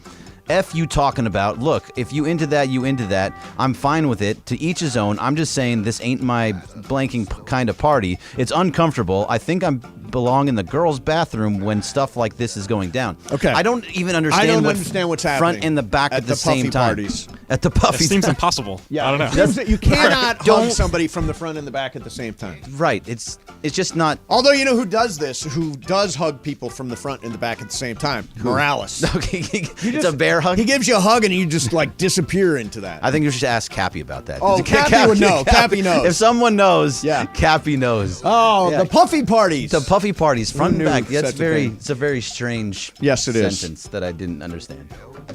What's up, Foo? All right, Mesa, you hit on this earlier, but right before the show, I saw a couple receipts of the Philly fans who said they were going to buy tickets to the that was crazy. Chase Stadium here tonight. And the game should have started here a little bit, so I'll have to check in and see how the crowd's looking. But some guy posted that he bought 40 tickets, and with no, chance to go. He's in Philadelphia. He's not even going to, think about it. Their whole thing just to get less fans in the stadium. What do you think about this tactic from Philly fans? I think it's brilliant. I love it so much. I think it's absolutely brilliant, man. You care about your team. You're going to make sure that other stadium's empty. And by the way, tickets are super cheap. You can get a ticket for as low as $9. It's down to $9. It was down at to $15 $9 for a playoff game? Well, this is game 4, right? Game 3. Game 3, $9 is the get-in That's price. ridiculous. Well, maybe it's because they lost 10-0 the other night. Doesn't help. But still, I think that's amazing. And of course, it's a Philly fan that does this because they're just so crazy. Like John likes to say, they booed Santa Claus. They booed Santa. They booed Mike Schmidt. They booed Santa Claus. Yeah. Right, but I love the fact that they did this because if more people do that, they buy it out and it's empty in there. That would be hilarious. Very funny. Make it like Tampa. Make it like Tampa. Exactly. Yeah.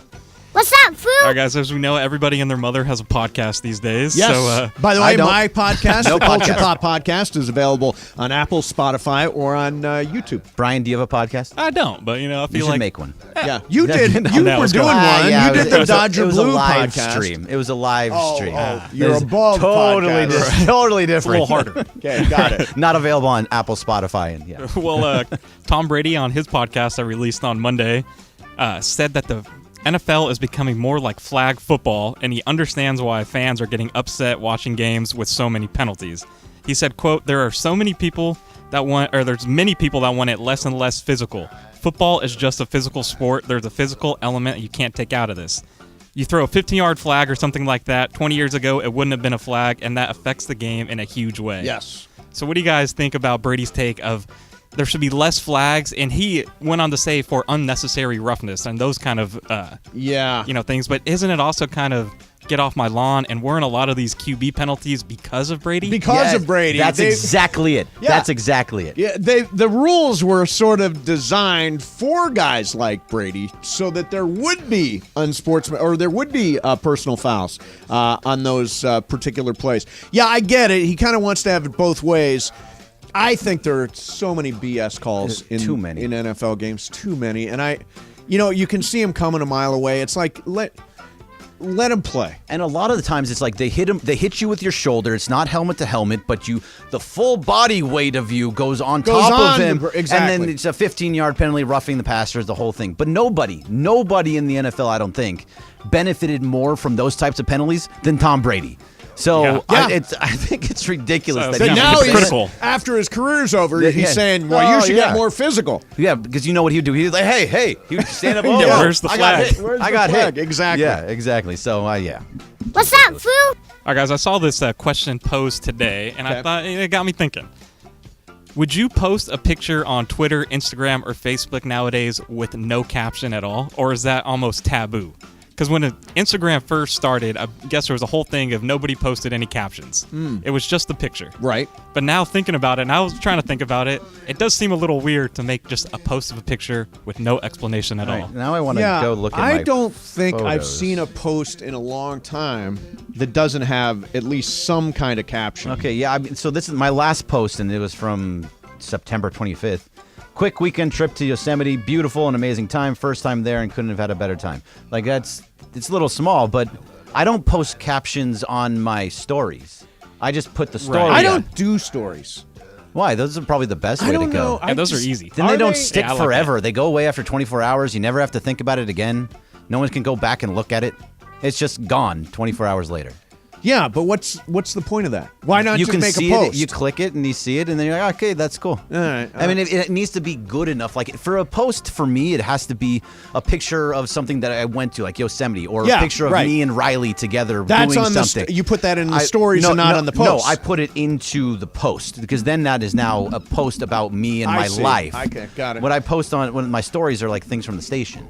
Yes. Right. Okay. Got it. Story is more of what I'm doing right now. Yeah. Yes. Post is. Hey, you want to see what Corporate Greg's doing? Click on the story. Oh. That's what it is. But if you want to know about me and my life, you go to your actual feed. Yes. Okay. Got it. I think that's a better way to go. Got it. Yeah. By the way, you're asking social media questions, Brian. Producer Brian, are you any closer to joining Twitter? A little bit. I was just tinkling with a couple names last night. Hey, testing them out, progress. seeing what was available. And, Yeah, don't want to give anything away yet, but I'm trying to come up with something funny. Good. So, yeah. Good. Show your personality. Yeah, on a little Twitter. more than just the name. Yeah. Yes, we need you in the Mason and Ireland Mafia. We need Brian interacting. Once you get into the Mason and Ireland Mafia, you have to interact. Yes, you have you to have say to. like, "Hey, it's producer Brian, and I'm going to answer all your questions." Yes. AMA, ask me anything. AMA. Yeah, let's go. What's up, fool? I got one more for you guys Okay. here. Yeah. So my old college radio station, KRFH, is putting on a 24-hour broadcast this weekend. They decided to do it, twice a year. We didn't do this when I was there. But my question to you guys is, would you ever consider a 24-hour, live stream broadcast type situation? Ireland and I actually did one. A live stream for 24 hours? We did a 24-hour show. We did a 24-hour pregame show. We were doing afternoon drive, okay? So we started at 3, and we went 24 hours until we were the Angels station. We went all the way up to Angels pregame. So we did a 24-hour pregame show for the Angels one That's year. pretty cool. Were you in the studio or were you outside? In the parking lot at Angel Stadium. So people were able to come up to you and hang out? And we grabbed a different listener, and they co-hosted an hour of the show, like in the middle of the night. So it's like Tom from Pomona was the 3 a.m. guest host. Oh, that's pretty stuff cool. Like that. It was That's really pretty fun. cool. Can we do something like that? Would you be able to do it now? Yeah, of How course. long ago was that? I don't know, 20 years. Yeah, so would Ireland be able to do that? He doesn't sleep. Right. Would Remember, he be able to, or will he? There's Okay, two different things. different questions. Any other day. Let's start with any other day. That's exactly Any other right. day. Would he be able to? It's a good question. He'd be able to. He would be able to, but Yeah. he won't. What if we did a 24-hour pregame show for the Lakers opener? What if we did it and it's the combo plate? So you, Sedano, and Cappy, and Ireland just kind of go in and out. I mean, Travis and Sliwa can come hang out Of too. course they can. Yeah. If we could do something like that for a full 24 hours ahead of something. You know what it would call for? What? Kamenetskis. Break out the Kamenetskis. We're going We 24 need all hours. 5 of them. Exactly. All right, there you have it. There's your What's Up Fool for today.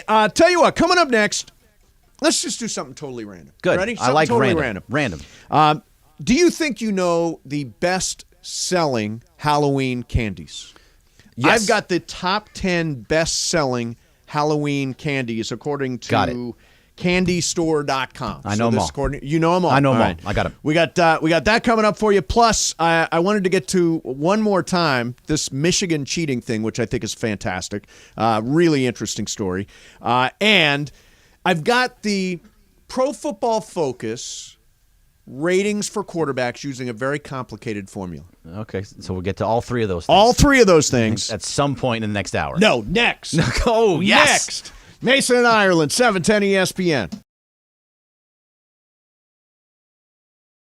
What's up, Niner fans? Join me, producer Jorge, at Hollywood Park Casino Monday night at 5 p.m. for Monday Night Football as our Niners take on the Vikings, and you'll get 3 shots to win $1 million on our $1 Million Monday contest. And just bring your ponchos, bring your flags, bring all your swag, and let's go, baby! Niners, Niner gang, baby!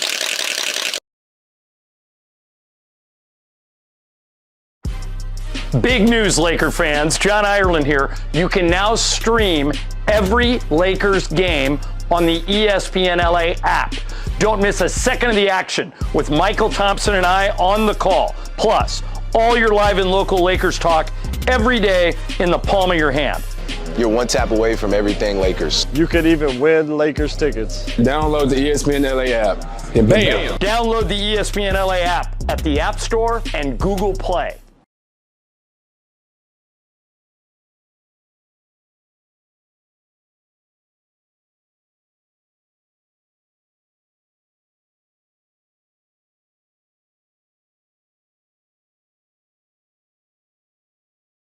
Hey guys, it's producer Lindsay Baseball, and guess what? Thursday Night Football has a brand new home, and it's the 909 Sports Bar at Yamava Resort and Casino. Join me and the 710 Fun and Games Department every Thursday night for a party. I will be giving away $1,000 cash every Thursday night. So, this Thursday from 4 to 7 at the 909 Sports Bar, win cash and watch football with me, producer Lindsay Baseball. Or maybe they should call me Lindsay Football. See you there.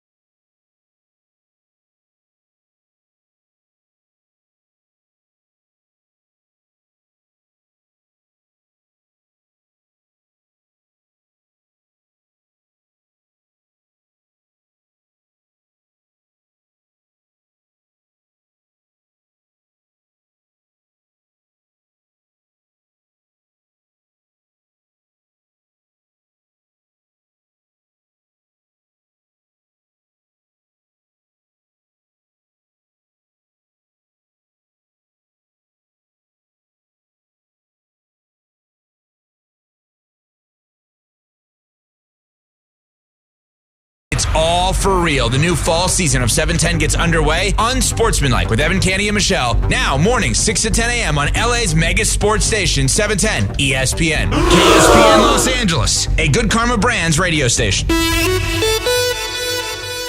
And it is Mason and Ireland on 710 ESPN, the OGs of LA Sports Radio. We're here each weekday, 1 to 4 p.m. for your afternoon. Sandwich between Travis and Sliwa and Sedano and Cap. Mason and Ireland continues now. Mistake? A little mistake? What, this? You mean just suddenly, randomly? In the middle of Evan Cohen? That's what they say when Sedano comes on a show. No, he says, wow. Wow. Sedano, what's up? What's up, buddy? What's going on? Yeah, we're just piecing it together here, you know what I mean? Yeah, I mean, it feels like that's just we're kind of doing all the time now. Yeah, it is. We're doing it all the time. I think that's just what the station is at But this I point. kind of think it's cool that way. Me It's too. better that way. People pop up on different people's shows. I think it's awesome. Do we know how long it took John to get there yesterday? Oh, we forgot to ask. It was long. He left right around now. he left around 3:50. Right, because he left right after. No, we only went to 2 hours. So he left around. He told 3. me it was 3 hours and 45 minutes. That's a long time. That's a That is a long long ass time. drive. Long ass drive. Wow. So hey, Sedano, do you know about the Michigan cheating thing? I do. So Ireland made the case earlier. Interesting case. That what Michigan's doing is what everybody should be doing. Everybody should be sending advanced scouts to future opponents' games, and I guess shooting signs and plays and all that kind of stuff. You do a lot of college football. Does that make sense? Yeah, listen, I think in football and in sports, right, I think a lot of coaches and teams try to cheat, right? Yep. I think that, or bend the rules, right? Let's say, in this case. And I think that, would I be surprised if Michigan is the only team that does that? No, Yes. I would not be. I would I'll not just be leave it at surprised that. either, yeah. Yeah. But I think not having advanced scouting is kind of strange. Now, the difference, I did catch a little bit of what John said earlier because I caught right when you asked him. Right. The difference between pro sports teams sending advanced scouts, they're in a press box or in a press setting.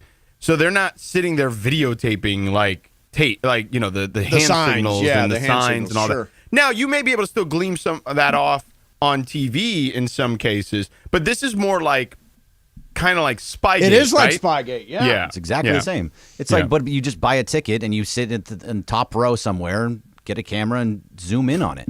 Right. Why is that a problem? So I think that's part of that. But now, Mason, there was something you were saying earlier about college football. Was it really smart? it was something I needed to tell you that was probably not accurate, but I don't remember what it was now. Inaccurate. Something inaccurate for me? Yeah, sorry. I don't remember what it was when you guys were talking about college football. It'll come to me. Was it about the tiers of No, that was quarterbacks? another thing I wanted to talk to you about. The reason Michael Penix Jr. Is not a first-day guy in some of these NFL guys' minds is he has an injury history. A significant one. Oh, he did for the first couple of years. Yeah. I mean, he's in his 6th year. He's going to be 24. There's a lot of that stuff in there. But it's the injury stuff that scares people more than anything. Do you put Penix and Bo Nix at that lower level with Caleb and Drake May at the top? Yeah, I think Drake May and Caleb are the best 2 prospects, and it's not even close. But do you think that if Michael Penix wins the Heisman, which is pretty possible right now, that's going to change anything? Yes, I think he'll win the Heisman if he wins out or if he even has one loss. Maybe. Right, so if that in that case, would he move up in people's draft boards? He's I don't still think one the thing same. has anything to do with the other. They know who he is. The Heisman is just the Heisman. I thought two That's things can just be true at once. determined. I mean, listen, there's a lot of guys who've won the Heisman who didn't pan Charlie out to be Ward. great football players. A lot of guys, At the NFL level. Charlie Ward is a good example. Just but because you win the Charlie Heisman Ward, doesn't he make went you a to the good NBA. NFL prospect. No. Charlie Ward, though, I feel like got a bad rap. Like, I think we were still at the age where there was some discrimination there, certainly, when it came to playing quarterback still in the 90s. I think that there was still plenty of that. So I think that didn't help him, and that's why he went to play basketball. He's actually a really successful high school basketball coach. I ran into him not too long ago because I did a Florida State game, and he's obviously a legend there. Sure. He still follows the NBA, so we were chit-chatting about that. But but don't you think he's a great athlete? Don't you think that a lot of these teams, especially in the Pac-12 right now, Caleb Williams, Michael Penix, Bo Nix even, are in more of a... Bo Nix is not a... I don't think Bo Nix is someone I would draft high either, though. Okay, that's fine. But don't you think that they're all in more of an NFL-style offense now, and that's why they're kind of move up higher on people's draft boards because it's that style of offense? Look, I think the NFL looks at a lot of things, right? Bo Nix is older, right? Penix is older, so you mentioned that stuff earlier. I think they also look at just the body, right? What does the body look like? Now, Penix's body is not the problem. It's an injury history. But Bo Nix's body is not, like, impressive. You know what I mean? Like, right. And you could say Brock Purdy's isn't impressive, right. But I get it. Brock Purdy drafted in the 7th round. Brock Purdy also drafted to, like, one of the greatest situations ever. He has Kyle Shanahan. But just because you win the Heisman doesn't make you a great pro. No, there's a lot of Heisman. Andre Ware, who's a colleague of ours at ESPN, won the Heisman. Gino Torretta is a good example. Was drafted by the all Niners. the Miami quarterbacks, really. No, Vinny Testaverde. Vinny Testaverde, quarterback. Yeah, he he just had played a- for the Bucks at the beginning of his career. That was like everybody who played for the Bucks back then. The team just stunk. I mean, Johnny Manziel won a There you go. Heisman. You know what? Exactly. Am I the last guy to watch the Johnny Manziel it was documentary? ridiculous. I haven't seen it either. Oh, it is I've so just seen friggin' parts. good. I've It just is seen so parts. good. I just can't even believe the story. Even whatever he did, it was actually genius. He basically just lied and said that he came from money. It and was then a complete charade. Yeah, genius. That's exactly what he should have done. Yeah. I mean, he screwed himself over, but still, he had a good plan to be able to say, this is why I have all this stuff. If you haven't seen that documentary, it's on Netflix. The Johnny Manziel documentary is just fantastic. All right, so Sedano, I tease you are now. You tease 3 things. Right, I've already got The to triple one. T's. The triple T's. You got one? Yeah. I already got one. All right. Michigan. All right, so CandyStore.com, George, has analyzed all of its sales data for the By past the way, 15 years. I'm so annoyed I did not buy CandyStore.com like in the 90s or something like that. Isn't that a good one? Yeah. God, so easy, too. It would have all gone down at When I bought SteveMason.com, Ireland made fun of me relentlessly. It's like, what is this internet? This internet, this thing is never going to catch on. What is this internet? What is this internet? So I've got a list of, according to CandyStore.com, the top 10 most purchased candies for Halloween. Ooh. 3 strikes and you're out. All right, we got to do this together. Everybody team up. Brian, you can jump in too. Okay. Top 10. Something Reese's has to be on there. If it's just the Reese's Peanut Butter Cup, it could be that. Yeah. I'll agree. It's Agree? got to be. Agree? I'm agreeing with that. Yes, I would agree. Number one, Reese's Peanut Butter Cup. Because it is the best of all of the candies. I'll take it over anything. And some sort of Hershey's. There's always a Hershey's chocolate thing in there. That is number 9, Hershey's mini bars. Wow, 9. Yeah, 9. So what do you think about like the Haribo gummy bears and that something? No, don't do that. I would just say candy corn. That's an easy one. It's got to be in there. Candy corn's probably. Candy corn, it's delicious, and it's number 8.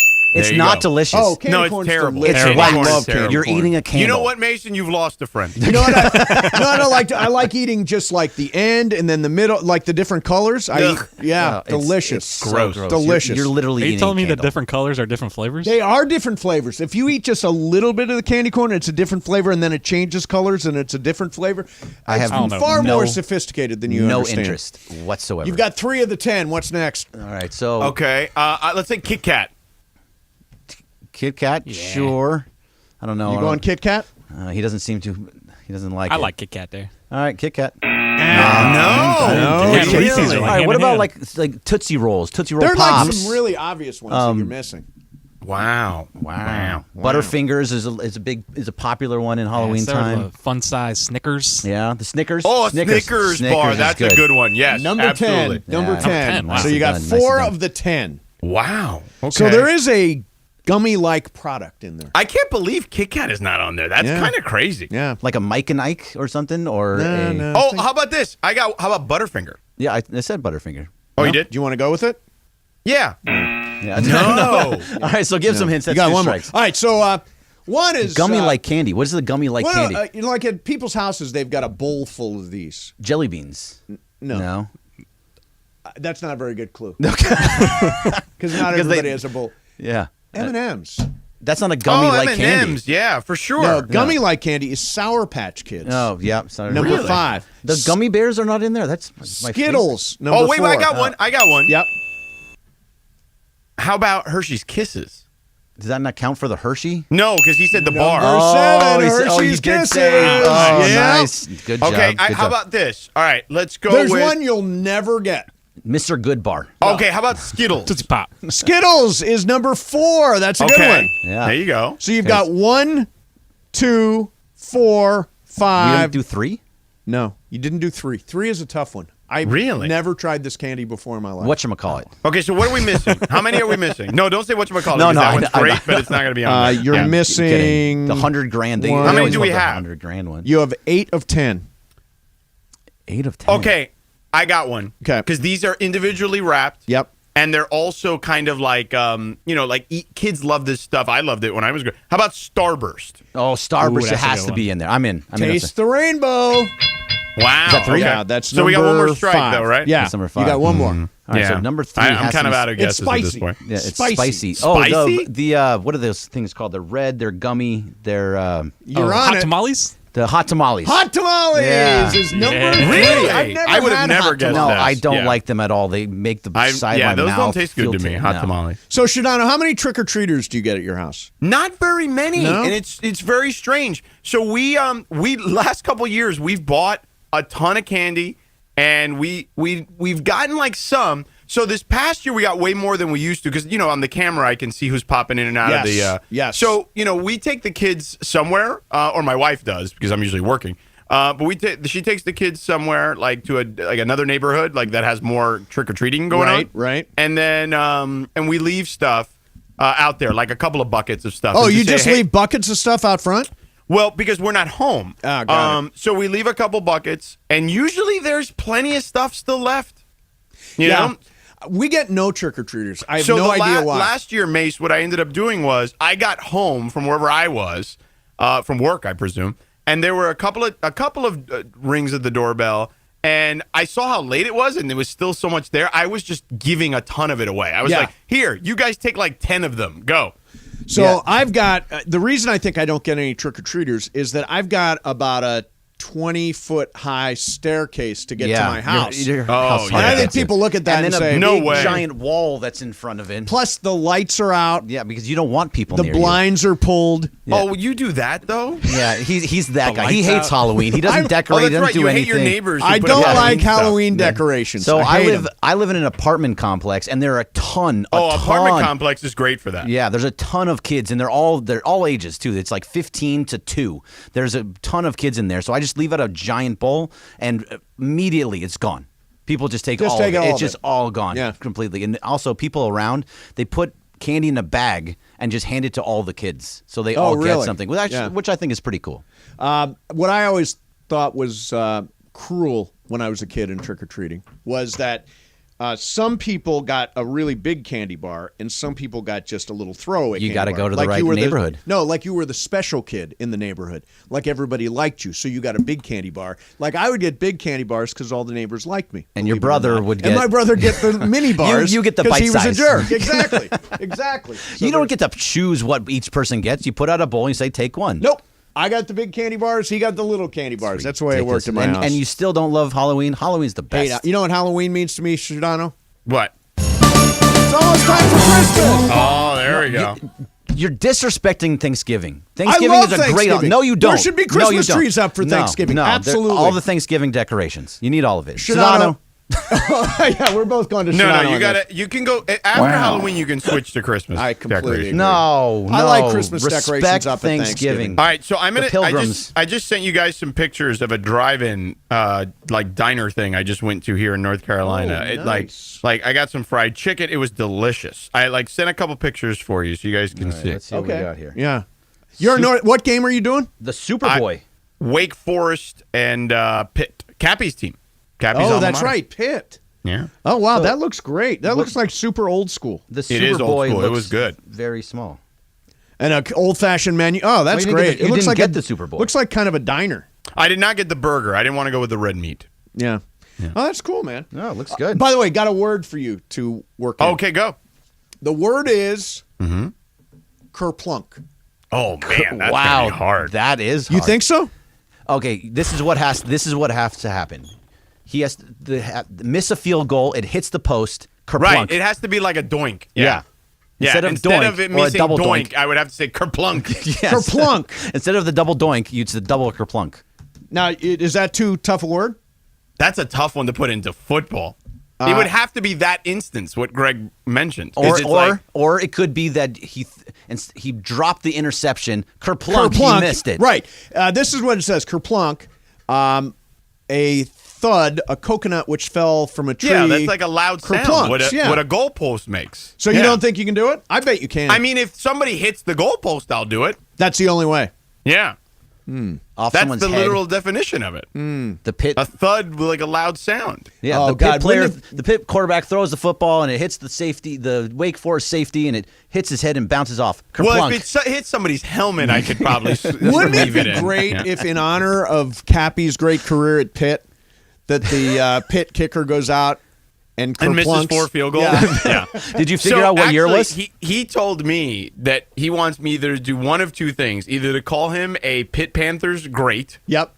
or to reference if the Pitt kicker misses the field goal, that it reminds me of when Scott Kaplan in 1990, their kicker missed 4 field goals against Minnesota. Oh, Can't you that do was a both? day. Can you just say when I mean, Pittsburgh I can't call great? him I guess he could. I mean, but it would sound strange if I called him a great, and then everyone's like, "Wait, didn't he just miss the 4 field goals?" There's in a game? long time tradition at Pitt missing field goals. It started with Scott Kaplan and In the continues tonight.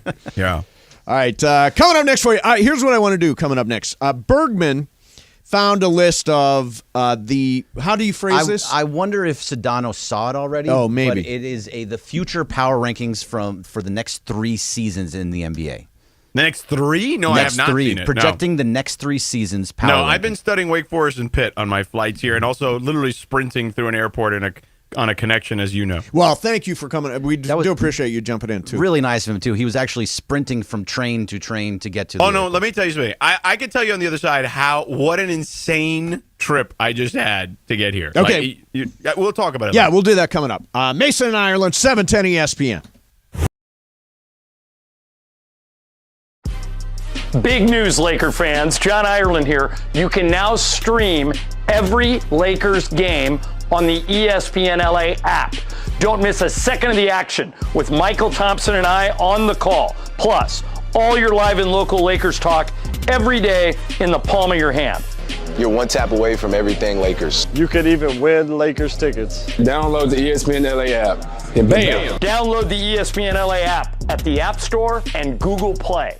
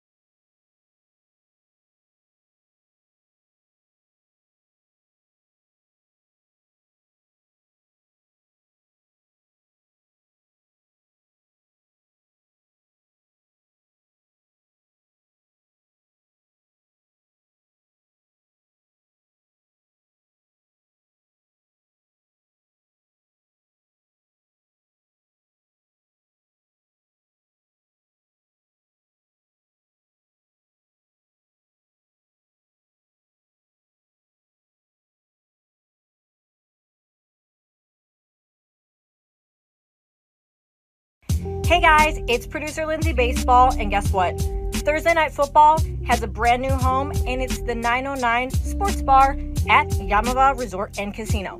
Join me and the 710 Fun Games Department every Thursday night for a party. I will be giving away $1,000 cash every Thursday night. So, this Thursday from 4 to 7 at the 909 Sports Bar, win cash and watch football with me, producer Lindsay Baseball. Or maybe they should call me Lindsay Football. See you there.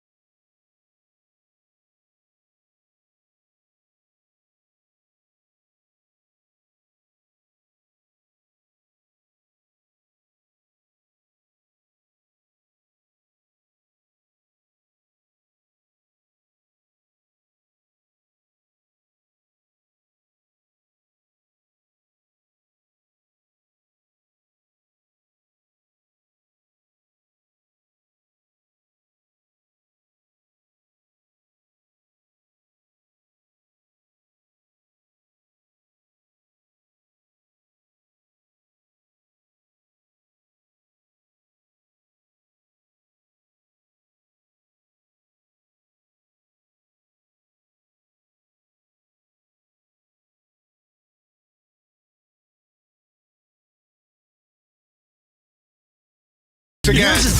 We're here each weekday, 12:55 p.m. till 3:55 p.m. You don't want to miss a moment, yo. Yeah, from now on, we're going to call people out when they're soft, Greg. That's fine, man. Go right ahead. More of Mason and Arwen on 710 ESPN.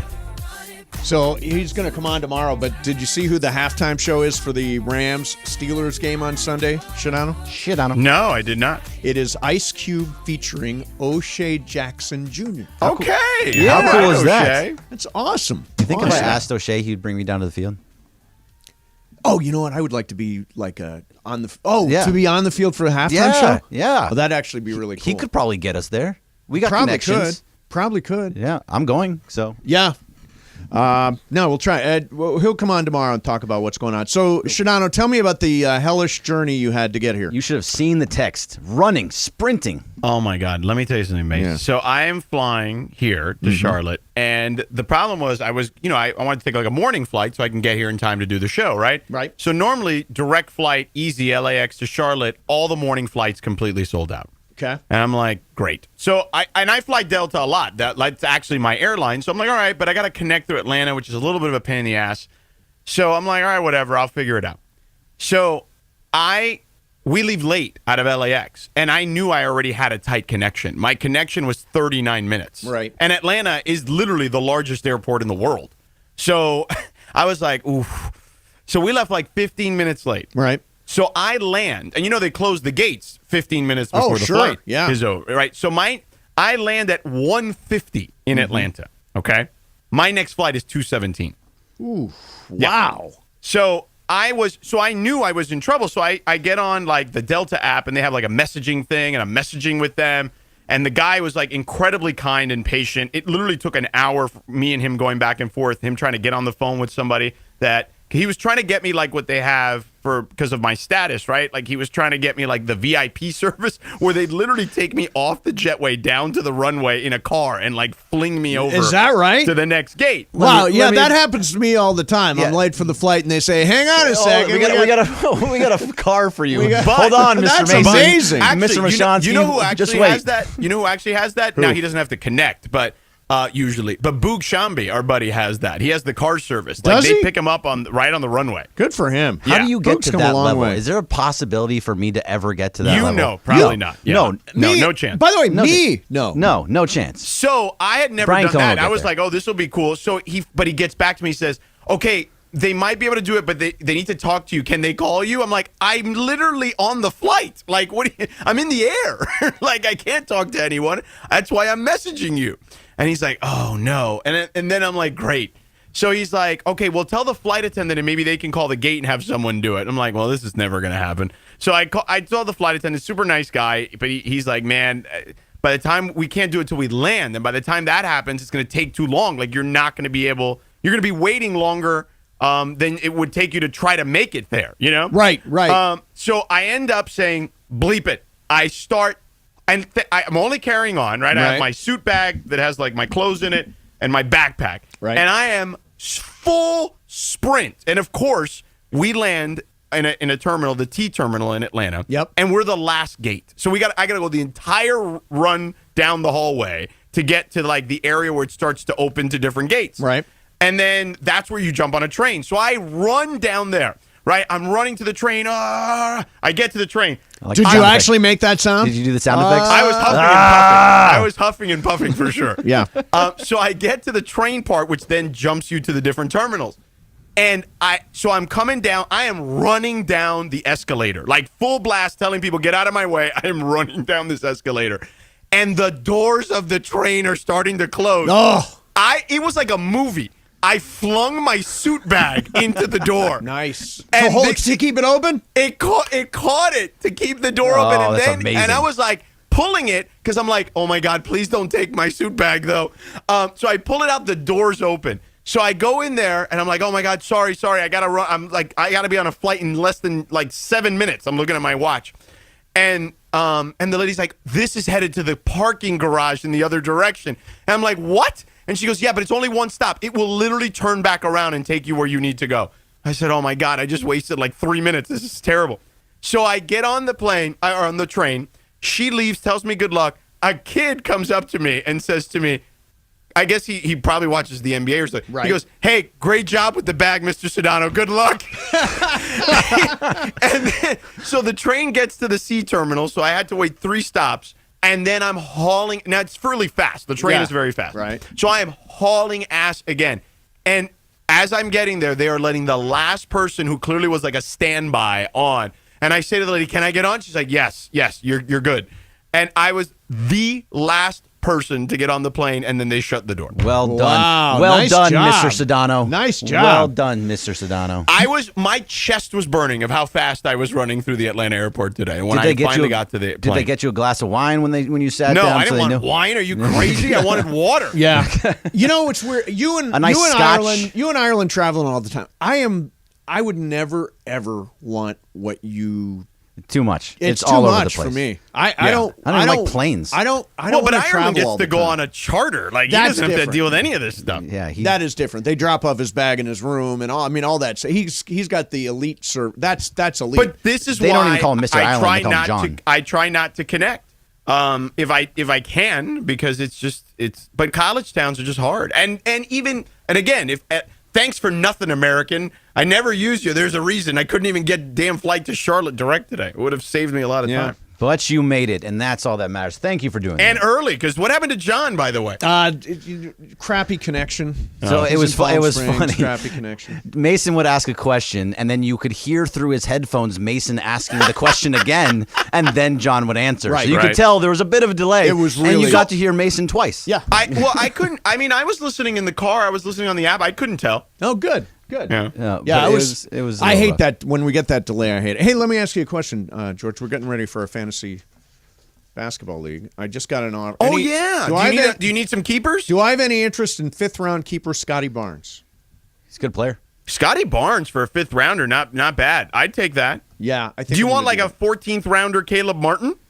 Oh, that's nice. That's a decent Yeah, one. because you got Had to a good deal with postseason. Kamenetsky though. Kamenetsky's like the thing is I don't need any more keepers. I already got 3. See, I have one keeper. I have Paolo Banchero, and I'm not going to keep anybody else. Is that your first round pick? He was a 4th rounder last year, so I got him in the 3rd round this year. So I'm just curious to see in our league how quickly Wemby goes.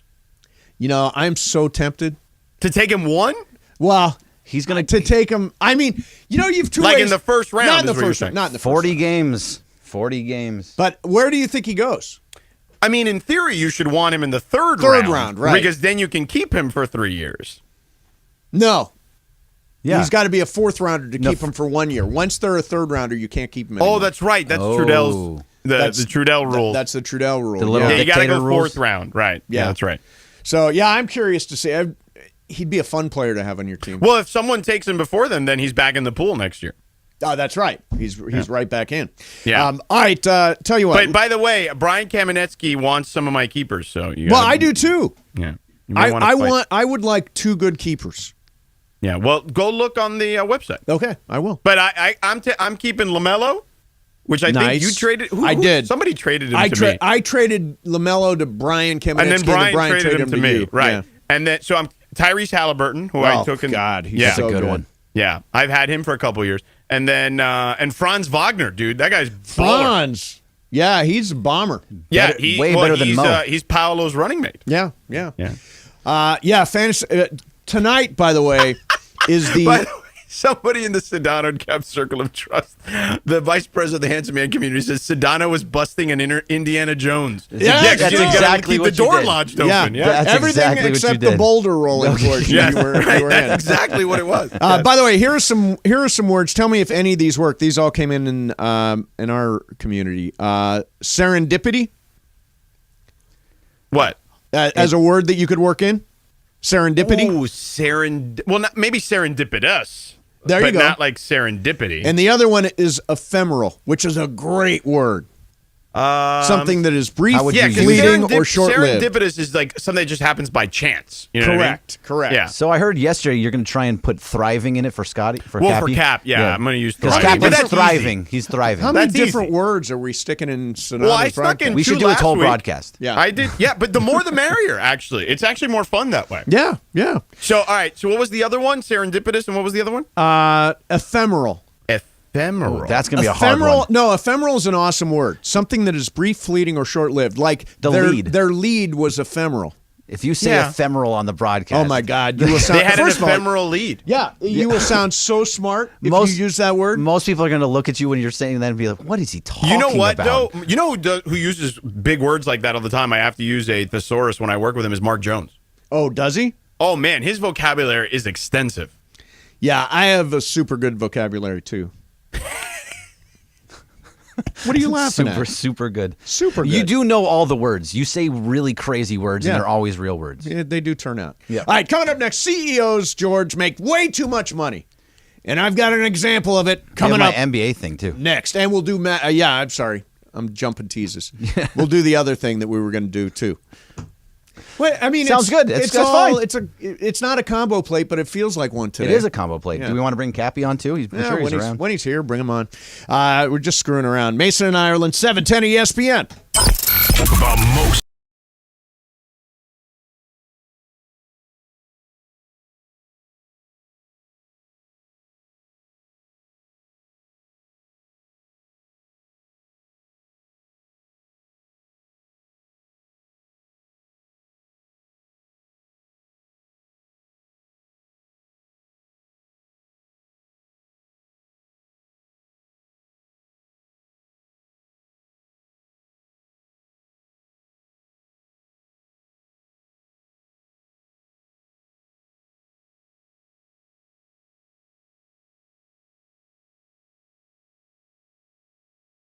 Hey guys, it's producer Lindsay Baseball, and guess what? Thursday Night Football has a brand new home, and it's the 909 Sports Bar at Yamava Resort and Casino. Join me and the 710 Fun Games Department every Thursday night for a party. I will be giving away $1,000 cash every Thursday night. So this Thursday from 4 to 7 at the 909 Sports Bar, win cash and watch football with me, producer Lindsay Baseball. Or maybe they should call me Lindsay Football. See you there.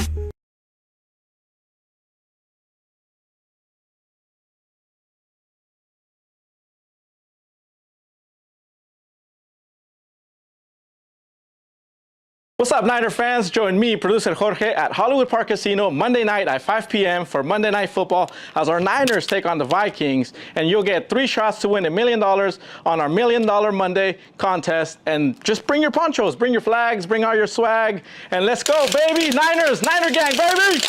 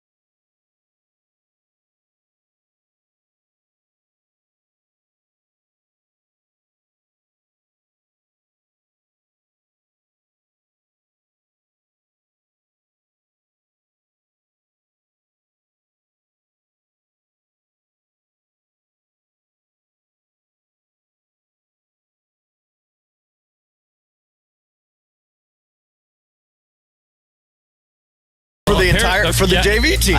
Your father never had the makings of a varsity athlete. Small hands, that was your problem. Now, see, that's just not nice. Mason in Ireland continues right now. I did play JV football.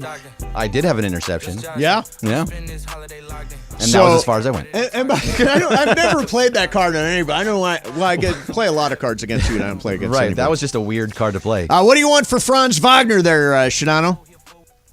I don't know. I got it. What do you got? 10th round pick. Well, he's a round 10 guy, so he'll be a 9th rounder. What round pick do you want for Franz Wagner? Oh, but he's gonna be really good. So I'm keeping him. You're Don't worry keeping about him. it. Okay. Yeah, I'm keeping him. All right. So Bergman, yes, has got a list. Apparently, ESPN did a story about the projections for NBA teams over the next 3 years. Yes, so don't look it up, Sedano. We can't see you, Okay. but I believe you. No, I'm just not going to. I know. I'm kidding. ESPN's projection of on-court success expected. I mean, the number for one is obvious. I think for each team over the next 3 seasons, and it was put together by Kevin Pelton, Bobby Marks, Andre Snellings, and Tim Bontemps. Okay.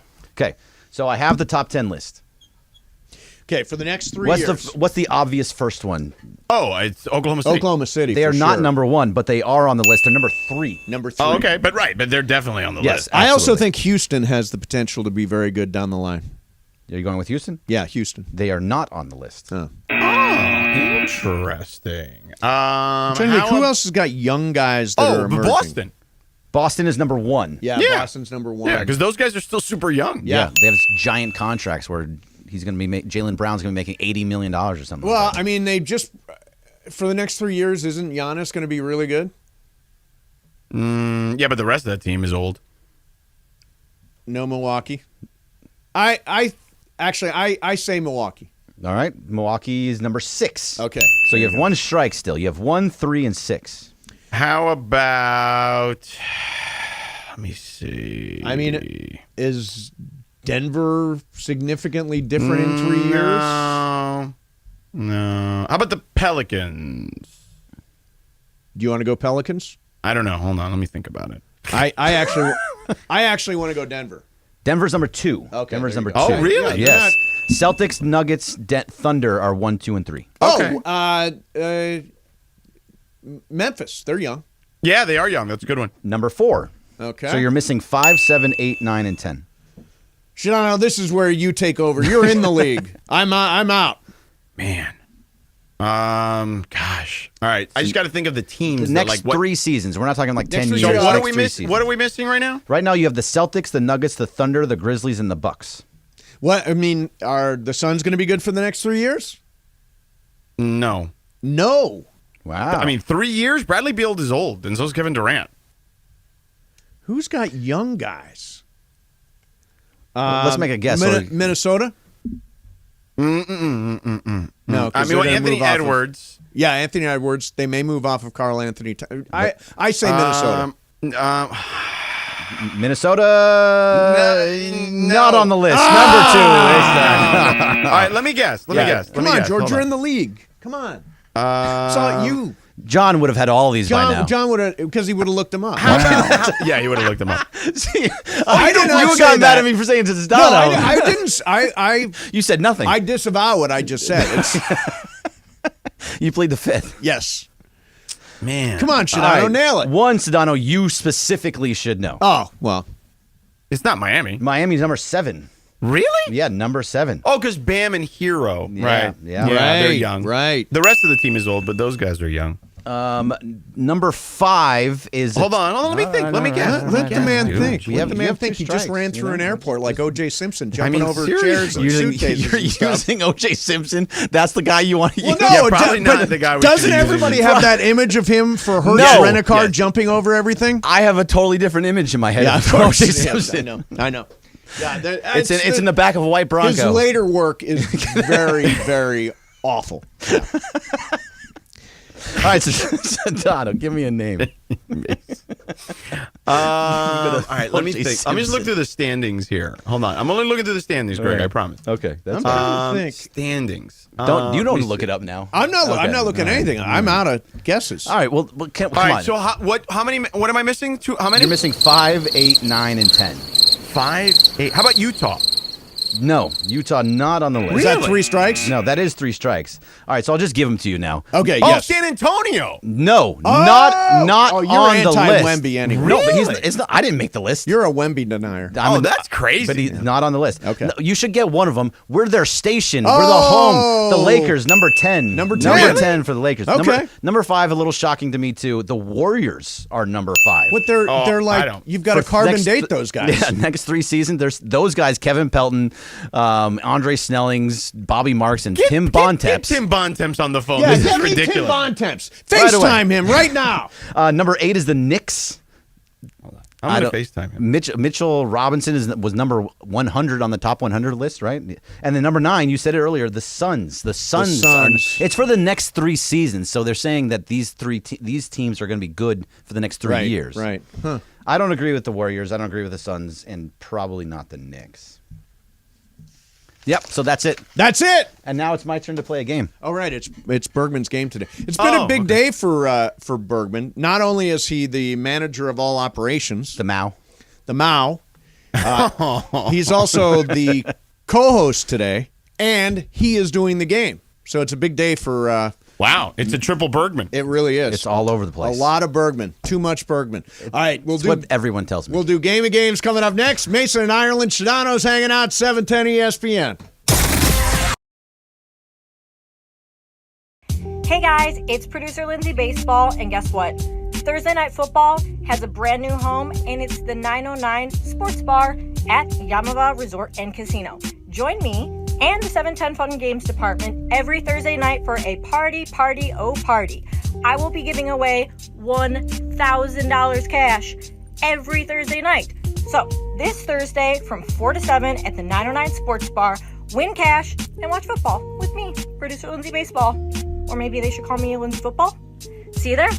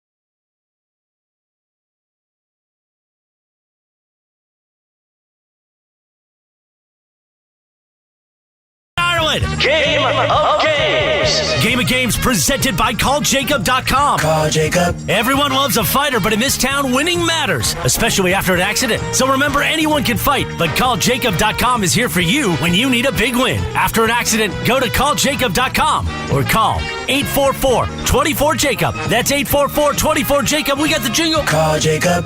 Thank you. Game of Games time. Take it away, Mace. All right, here we go. Before we get to Game of Games, Sedano, this is just in. Oh, okay. Cappy's on. Last place Mace has acquired Scotty Barnes for a 7th-round draft pick. What do you Wow, think? that's good, Mace. Yeah, I thought that was a good get. Good get. I mean, Caleb Martin, if you want him. Yeah, I don't. I think I. I mean, it's a low pick. I can find a lot of guys like Caleb Martin. He's going to be good this year. All right. Okay. All right. So it's Bergman's game. Cappy's here. What's going on, Cappy? Yo.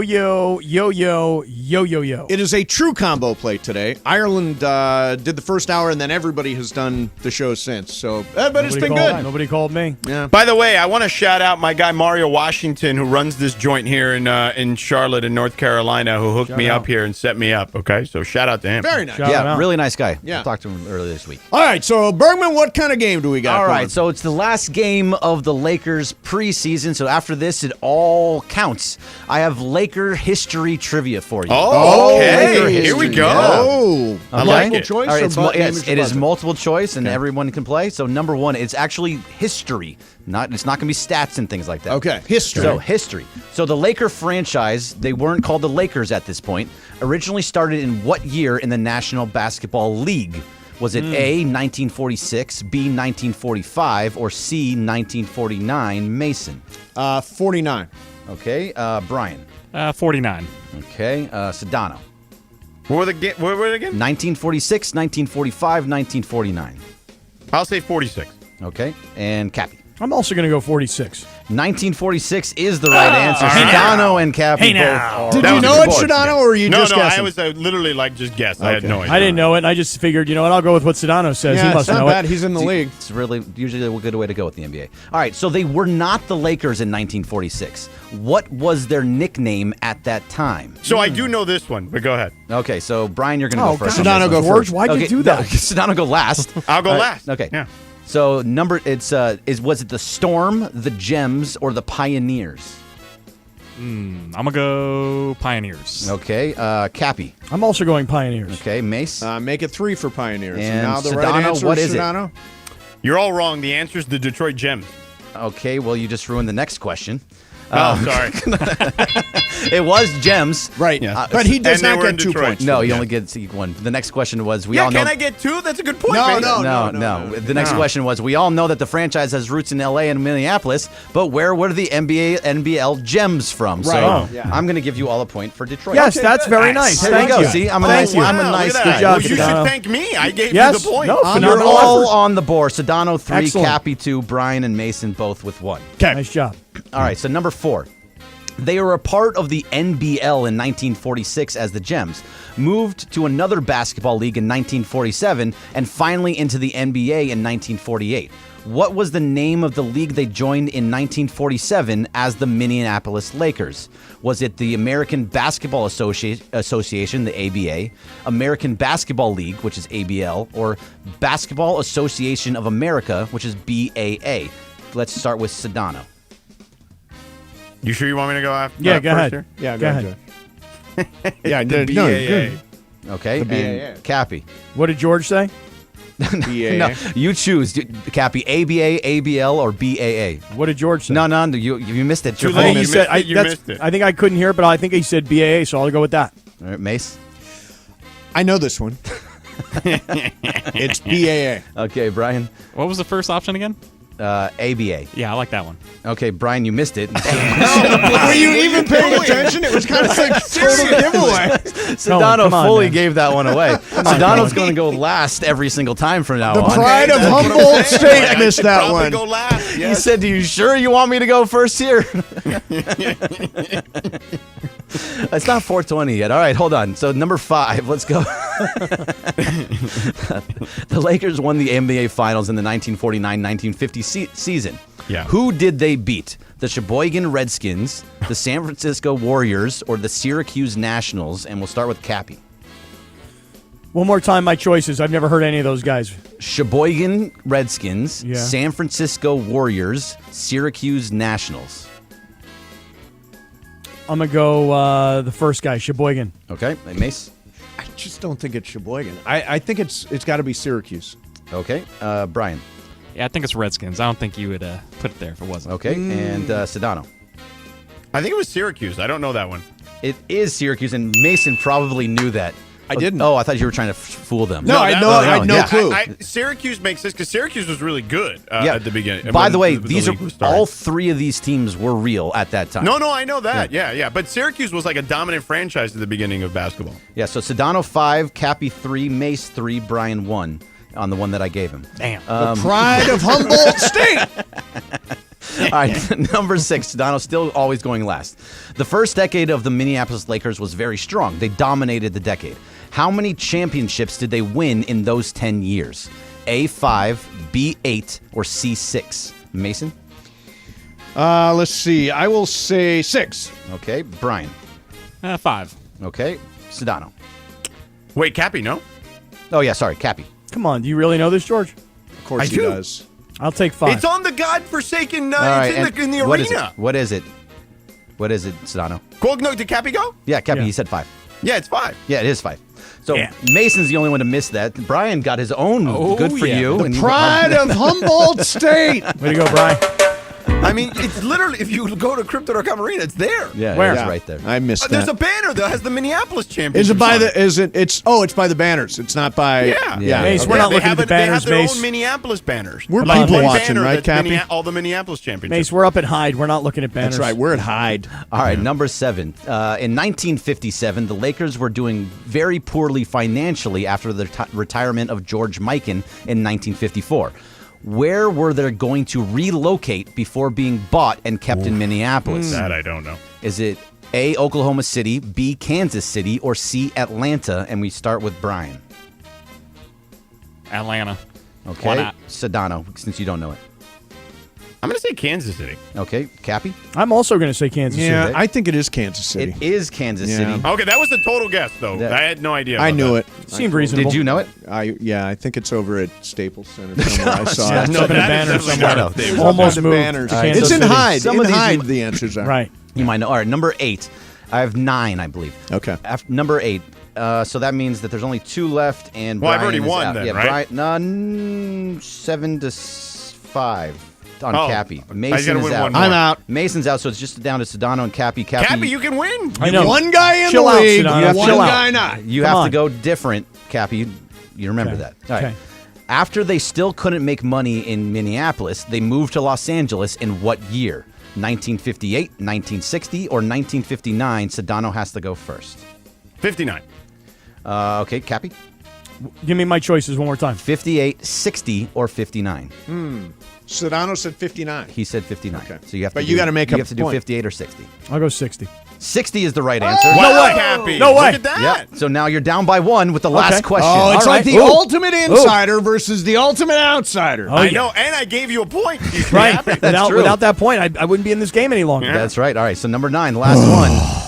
The Lakers franchise first ever draft pick was in 1948. Who was their pick? Oh, my God. Wow. Do you have, this is multiple choice, right? Yeah, multiple choice, and you have to go Okay. first, Sedano. Is it Vern Mickelson, Chuck Hanger, or Kevin O'Shea? Let me hear those names again. Vern Sedano- Mickelson? Vern Mickelson, Chuck Hanger, or Kevin O'Shea? Vern Mickelson, Chuck Hanger, or Evan O'Shea? Kevin O'Shea. Oh, Kevin. Sorry. Yeah. Yeah, Kevin and Evan, they were twins, but Kevin was better than Evan. Kevin and Evan.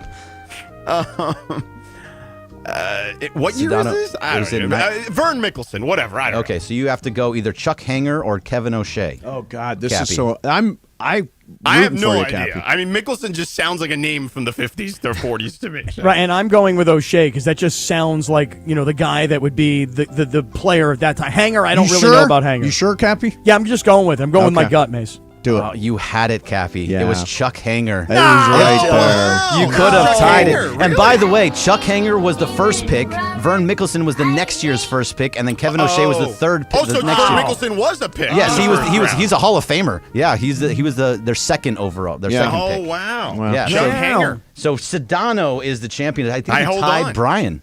Yes, you're tied for the lead this month, Yeah. Sedano. All right, so Damn. you want the tiebreaker? Yeah, This sure. is 2 days in a just row do it where for- I was one away from winning. Darn it. You had it. You Story had of it your too. life, Cap. Story I of even your life. said, "Are you sure, Cappy?" Yeah, he was trying to. I know, but you know, didn't Mace? know it, Mace. You didn't know it. Oh, no. I made a face. Bergman made a face. Yeah. I knew it. All right. All right, so Hall of Famer Clyde Lovelett was drafted in what year? Just the closest. Okay.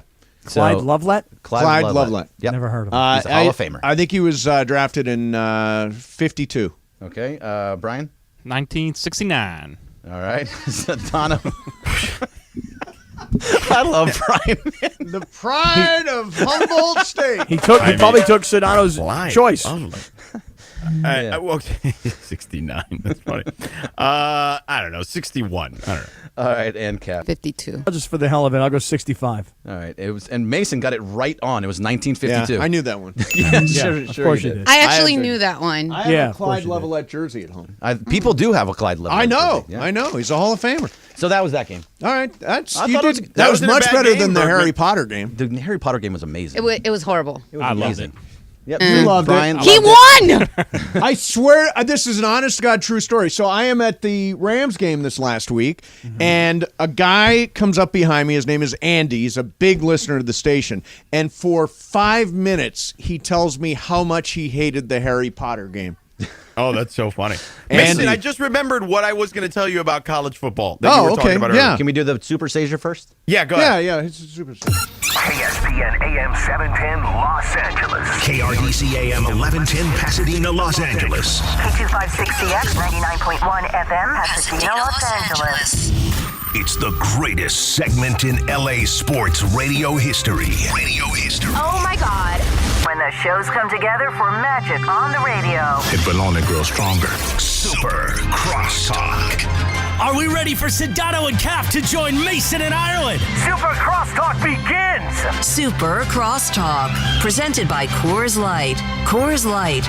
Made to chill. It's time for Super Crosstalk. There you go. Everybody's in the house now. Now, George, you say you've got a... I remember what you were saying. You were talking about you didn't like teams like Michigan that play cream puffs, right? Correct. At the beginning of the season. Easiest schedule in the country statistically. And you were saying that would favor, that you don't like that because teams take the easy route and it helps them kind of maintain their status in the rankings. Correct. Well, so remember I told you earlier this year I did like one of those mock college football playoff committee things with the actual playoff committee. Yeah. So they told us that when it goes to that indeed has been the case, unfortunately, with the 4-team playoff. Yes. That if you play an easy schedule, it's hard to debate when if you go undefeated, even if it's an easy schedule and you're Right. a Power 5 team. Right. But with the 12-team schedule, that will force teams to play tougher schedules because there'll be more agree teams. with that. Next year, there's a 12-team playoff. It really all does change. Correct. So it will. That stuff will change. Yeah, it'll be easier to like. That's why a lot of people are like, "Yeah, well, these Pac-12 schools going to the Big Ten, what chance do they have?" I'm like, it is really just a 3-team conference. There are 3 ranked teams. Michigan has only 2 ranked teams on its schedule. Mm-hmm. I mean, Was it Ohio State and Penn State? Well, Cappy's Ohio State one of and Penn those. State. Cappy thinks that USC's in deep doo-doo. Oh, I do for sure. I do not. Especially the beginning, because if I look at the way USC played against Notre Dame, and I think about how Notre Dame recruits and who they play against, I just a lot kind of of those feel Midwestern like kids. Yeah, like I just feel like it's a 1-game representation this season, but I think that Michigan plays a closer style and has a closer type of player to a Michigan and Ohio State than USC does. Yeah, I think the Pac-12 is the best conference in America right now. I think that if you look at the gauntlet that's laid out in front of USC, there's nothing comparable in the Big Ten right now. There's nothing comparable to playing, 3 ranked teams in 5 weeks, and technically, if you count the Notre Dame, it's 4 ranked teams in 6 weeks. So do you think that Ohio State, Michigan, or Penn State are all better than everything that the Pac-12 has, though? They're going to find out. Well, like just this year. Oh, this year? Yeah. This year. I think all three of those are better than anything that we'll the find out. Pac-12 It's has. very hard maybe to Utah. I don't know about that. Maybe I Utah. don't know about that. Maybe Utah. Yeah. I don't know about that. I don't know about that. Well, yeah, I'm not sure they're yet better either. than Ohio State. I think you put Washington against any of those teams, and they'll give them a run for their money. Well, yeah, I'm not sure yet either. I mean, what happens if a Washington or an Oregon, Even Oregon, were to too. play, right? Yeah. If they were to play a Penn State or a Michigan, And here's what the might thing that about look Utah. like? Here's the thing about Utah. Historically, their they starting don't. quarterback has not played at all this season. Right, yet. Cam Rising has not really played. Do we know anything about him? He hasn't played at all, No, right? he has not Right. played Well, at all. he's hurt. He's coming back from he got injured in the Rose Bowl. Right. Right. Is he supposed to be back this week or no? No, I don't. Every week they keep saying that he's close, but he hasn't played. He was supposed to play against UCLA. He didn't play. Right. He's supposed to have played literally since the beginning of the They're season. talking about redshirting Cam Rising What year right is he? now. Does anybody know? What year is it? He was a 24. senior. He's a Yeah. 20. He's 24 years old, and if he's going to redshirt him, he's going to be. Yeah, they're talking about 25-year-old medical senior. redshirting of Cam Rising, so I he mean, I may would do not if be I were back. him. He was so look, it good says last here, year. a medical redshirt, a foregone conclusion. Yeah, Oh, yeah. He was so good last year. So now he's going to stay Utah till is 25 playing years a old. young quarterback, so they may not be. I mean, they've been fine, but they're not without their leader. Like they're not going to be able to beat any of the elite teams. I think. I think SC has a real shot because of that. Yeah, I mean, I think they'll beat Utah on Saturday. Well, they've also gotten crushed by them a number of times. They really bad With Cam Rising. Yeah, where 3 they in a lost row, like right? Their defense- 106 to 105 or whatever the hell the score of that game was. They just kept 42, scoring 41 and or something scoring like and that. scoring. But their defense is so bad. It's so bad. USC's. Yes. Yes, terrible. But Utah, I'm just looking this up because I haven't really seen him play much yet this year. They've got two quarterbacks who've both played. Yes, they're And- rotating guys. Yeah, Yeah, they played two guys. And each guy is they're virtually the same guy statistically. So, and are they playing? Because again, I haven't seen Utah play at all this year. They're playing two guys equal, or they've gone game by game. I don't know about equal, but they both play in the game. Yeah, because their stats are almost exactly identical. Right. I think one of them, they've started different games, I want to say. But I know that the kid that played the Florida game was, they played both in that game. They played both guys, but I think the starter played more than the guy that also got in the game. USC is going to whack them Saturday. I'm telling you. It is a great spot if they for USC. can't beat them this year, Mace, they're in real trouble. I'm not even joking. Coming off a that's real. loss, a bad Caleb Williams performance, this is a great spot for USC. No, they Love have to USC win in this one. game. Yeah, and I think they have will. to win this one. And I think that the overreaction to the Notre Dame game is completely ridiculous. Why? Ireland came back from that and said, yeah, they're going to lose 4 games. I'm like, they're not going to lose 4 games. Well, look what they have in front of them. They're not going to lose 4 games. But they could. I mean, Oh, come Washington on. and Oregon are both teams that you would look at and go, they're not. Okay, that likely would to be 2. two. Okay, so Well, but then that's Utah. a total of 3. And then between Utah and or UCLA, and I don't think that UCLA will beat them. No. But Offense isn't good enough. Yeah, and Cal doesn't really pose much of a threat, frankly. No, not at No, all. USC could lose 3 games. It's Yeah. possible. I think they will. I mean, don't you play up in Oregon and up in Washington? I think they'll lose No, one. Washington is here. I think Washington's they'll here? lose one more Or in LA. conference. I'm not there right now. One more in conference, play in the conference championship game as a 2-loss team. That's what I think is going to happen. You think they're going to play in the championship as a 2-loss? Oh, no. They only way. have one. It'll only be 1 loss in Only conference. but one loss in the conference. They have to beat one of. They lost can to afford they- to lose 1 game. That's it. Yeah. They have to beat Oregon because then that would be Oregon 2 losses. And then Right. They'd be done. Ideally, you want. Yeah, but going up there is not easy. No, it's very difficult. But So let me just say this. Washington. Actually, if they beat Washington and lose to Oregon, then it's a 3-way tie. Then I don't know what the hell. Yeah, would I don't know happen what the then. tiebreaker Well, or would be if at they, that point. if they lose to Oregon, yeah. Yeah. Well, No, that'll be 2 losses in But conference. I think They'd be out. anybody that left this carcass. No. out If on Oregon the- beat USC and USC beat Washington, there'd be a 3-way tie. No, because Oregon would have 1 loss, Washington would have 1 loss, and USC would have 2 because they already lost in conference. No. 1 loss in the conference. 1 loss in conference. Don't they already have 1 loss in No, conference? No, Notre Dame defeated is their their loss. loss. Yeah, But hold on, if they were Oh, to that's lose, right, Notre Dame. My bad. If they were to lose to Utah, and I'm just saying if they were to If. lose to I don't Utah, think they are. But let me tell you, you talk about a downward spiral where a team says, okay, our goal was national championship, and we lost 1 game. Okay, it's not over yet. It's not over. We've put ourselves in a tough spot, but it's not over. If you lose to Utah, I mean, teams can fall apart pretty quickly when Sure. they realize their So, goals are no longer Yeah, achievable. for sure. I found the tiebreaker rules. You ready? Yeah, ready. Let's hear All it. right, number one tiebreaker. If two teams are tied for... Oh, no, we have to have three. So hold on, let me see. All right, wait a second. We haven't found the tiebreaker rules yet. No, I only have the two-team tiebreaker We policy. need the three-team. Three-team tiebreaker. Let me see. All right, hold on. You guys But can... Mace- So in this All right, world, here we go. USC, Three teams. I found USC, it. Washington, and Found it. Oregon finished All tied. right, three-team tiebreaker. Head-to-head, best cumulative win percentage in games amongst the tied teams. If not every team has played each other, go to step 2. So will they have all played each other? Yes. Yes. So best cumulative. Oh, so like their overall winning percentage. So that would put USC out. Yeah, they'd be in trouble because their non-conference loss would work against them. Yes, the cumulative win percentage. That's number one tiebreaker according to the Pac-12. Tough, man. You got to play. You got to play a tough schedule. Tough. You know, Well, here's that's the consequence. This is the thing. You can go two ways on this. You can do the Michigan thing, or you can do what USC's doing. Like next year, USC has got their non-conference games are LSU and Notre Dame. Mm-hmm. Yeah, I mean they're playing a real non-conference schedule. They're That's not right. playing Tennessee, Chattanooga. Now next East, year West with State. next year in a 12-team playoff situation, you can afford a loss to a big boy and still get to the 12-team playoff. correct. But by the way, Oregon and Oregon State is not a gimme for Oregon. Oregon State is real good. Yeah, they are. They are. Yeah, beat the hell out of UCLA this last week. Right, But they Mace- have the best. Them and Utah have the two best defenses in the conference by far. Yeah. See, but Mace, you're doing what you did about a week ago with the Dodgers, and I gave George a hard time about this just yesterday. Yeah. You know, you are believing because you are a fan. You are bleeding this stuff. Right. And I told George, I go, you are a fan of the Dodgers now. You have adopted the Dodgers. Sure. You need to believe. Me. Yeah. And George I said, no, I don't need to believe. I said he's not need believing.